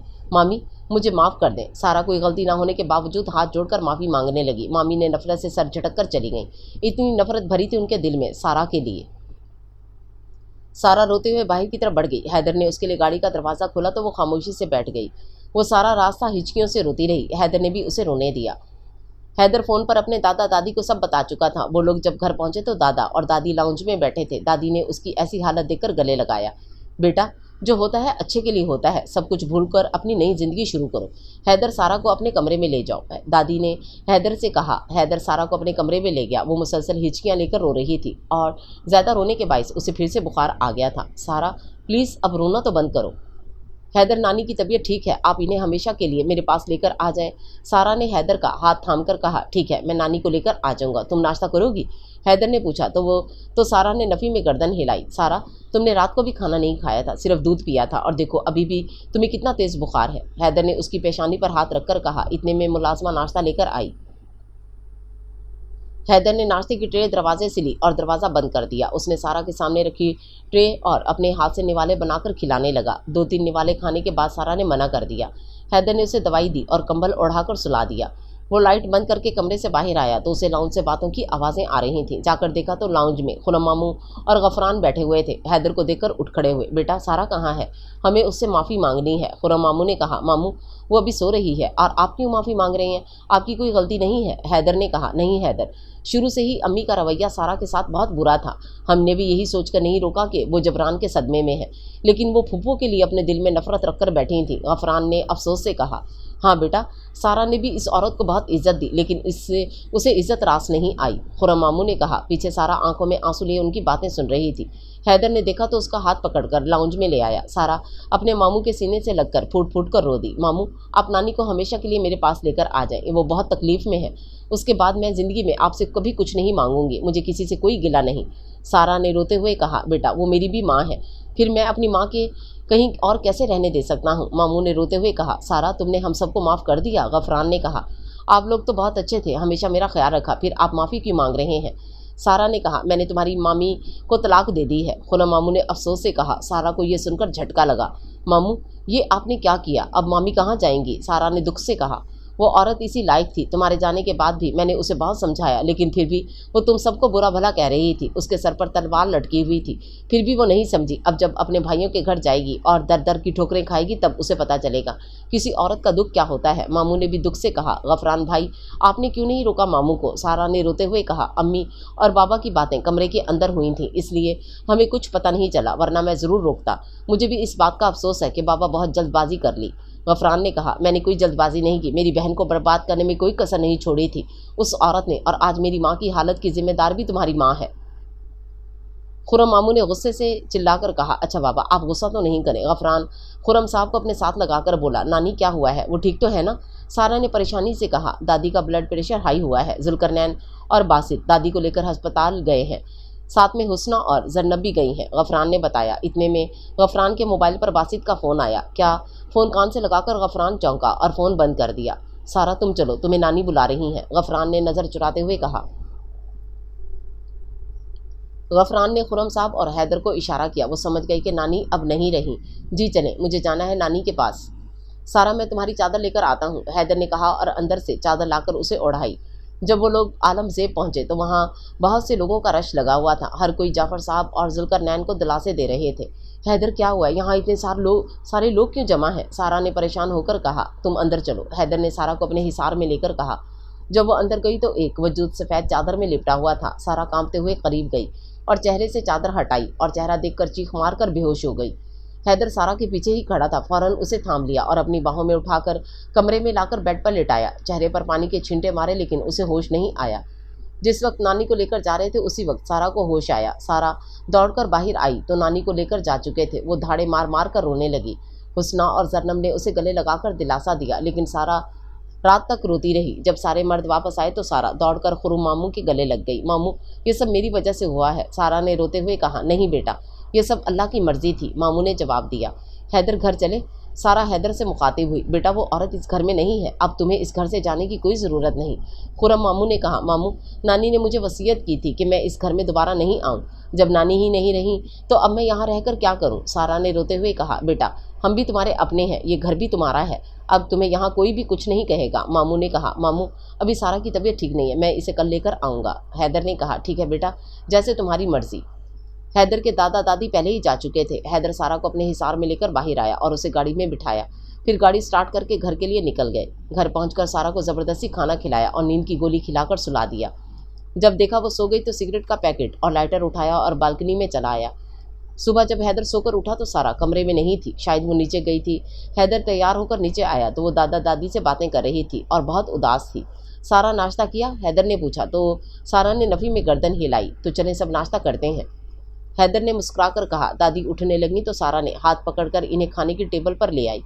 सब नाश्ता करने बैठ गए। सारा सोचों में गुम प्लेट में खाली चम्मच चला रही थी। सारा बेटा ठीक से खाओ। जी दादाजी। हाय बेटा, तुम्हारे मुंह से ये कितना अच्छा लग रहा है दादाजी, और जब ये मुझे पुकारता है तो ऐसा लगता है कि अभी खा जाएगा, दादा ने हैदर की तरफ इशारा करके कहा। वो सारा का दिल बहलाना चाहते थे इसलिए हैदर को आंख मारी। दादी भी सब समझ गई। अच्छा, मैंने कब आपको ऐसे बुलाया? हैदर ने एक निवाला बनाकर सारा के मुंह में डालते हुए कहा। याद है पिछली दफ़ा मैंने तुझे कहा था कि मुझे एक सिगरेट दे दे, तो तूने मुझे धमकी दी थी कि मैं अभी जाकर दादी को बताता हूँ। ऐसा भी कोई करता है यार? दादा ने पिछली बार वाली बात याद करवाई तो सारा मुस्कुरा दी। हाँ, तो आप इस उम्र में ऐसे काम करेंगे तो मुझे दादी को तो बताना पड़ेगा ना। वो खुद खाते हुए सारा को भी खिला रहा था। ये आखिर मेरा पोता है, मैंने भी आपकी हर हरकत पर नज़र रखवाई है।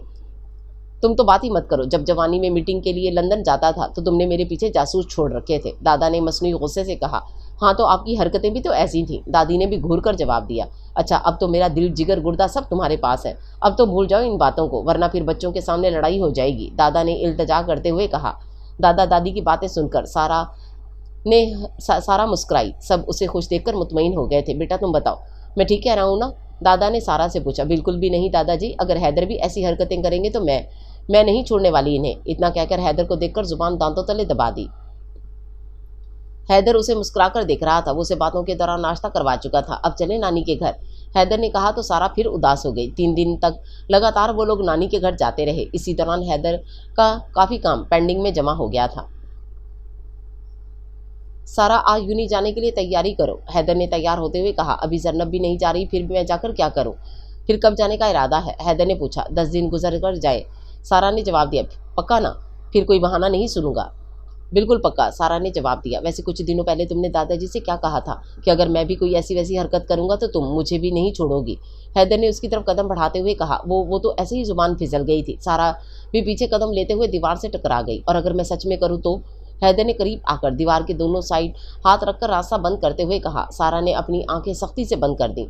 हैदर ने मुस्कुराकर उसके माथे पर बोसा दिया और चला गया। सारा सख्ते में चली गई। जब दादी की नीचे से आवाज़ आई तो उसका सख्ता टूटा। वो भागती हुई नीचे गई तो उसका सांस फूल गया था। क्या हुआ बेटा, ऐसे भागती हो क्यों आ रही हो? वो दादी आपने बुलाया था ना, इसलिए। मैंने तो इसलिए बुलाया था कि मुझे हैदर बोल कर गया था कि उसकी बीवी को सख्ता हो गया है। क्या? उन्होंने ऐसे क्यों कहा? सारा ने हैरानी से कहा। पता नहीं, ये तो इसे ही पता होगा। आने दे, फिर मैं इन्हें बताती हूँ, सारा ने कमर पर हाथ रखकर कहा। हाँ ज़रूर बताना, दादी ने अपनी हंसी दबाते हुए कहा। दादी आप भी? सारा ने शर्माते हुए कहा। बेटा मैं भी चाहती हूँ कि तुम भी अपनी ज़िंदगी में आगे बढ़ो, अपने शौहर को वक्त दो और अपने बीच की दूरियाँ ख़त्म करो, दादी ने सारा को समझाया। जी दादी।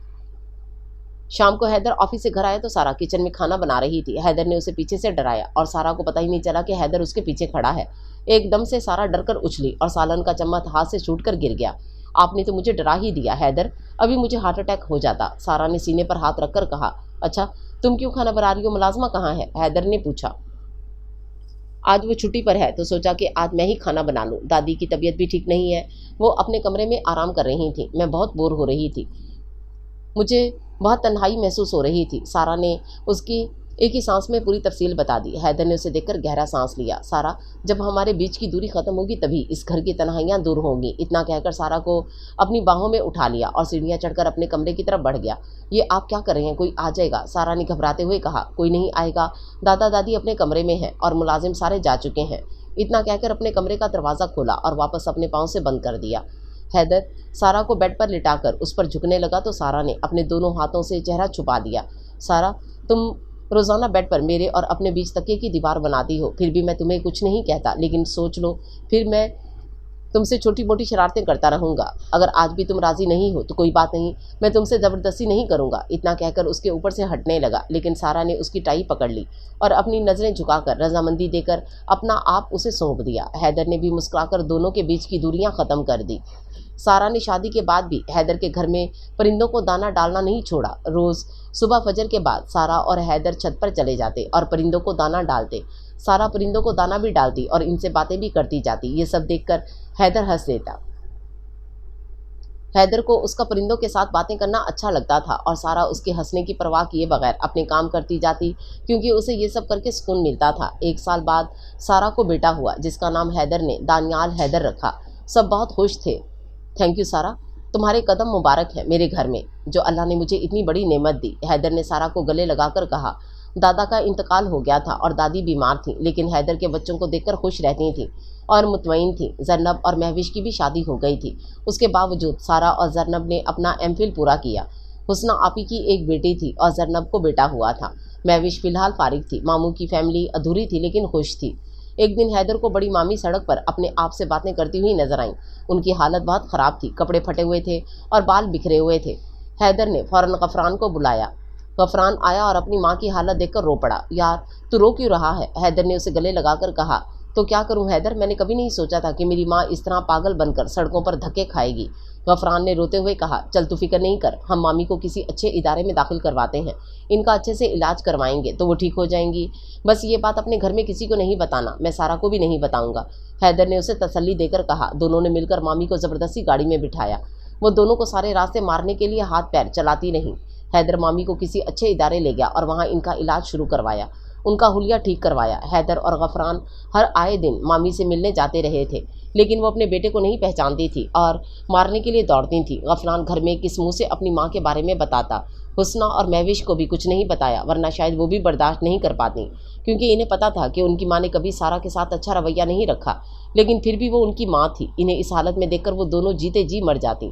खुर्रम मामू भी अब बीमार रहने लगे थे। सारा के वालिदैन की जायदाद उसके हवाले की और अपने सारे बच्चों को उनका हिस्सा देकर फारिग हो गए। वो अपनी ज़िंदगी सुकून से गुजारना चाहते थे। इसलिए कहते हैं कि अल्लाह ने यतीमों के सर पर हाथ रखने का कितना सवाब रखा है। फिर सोचें उन्हें पालने का और अच्छी तरबियत करने का कितना सवाब रखा होगा।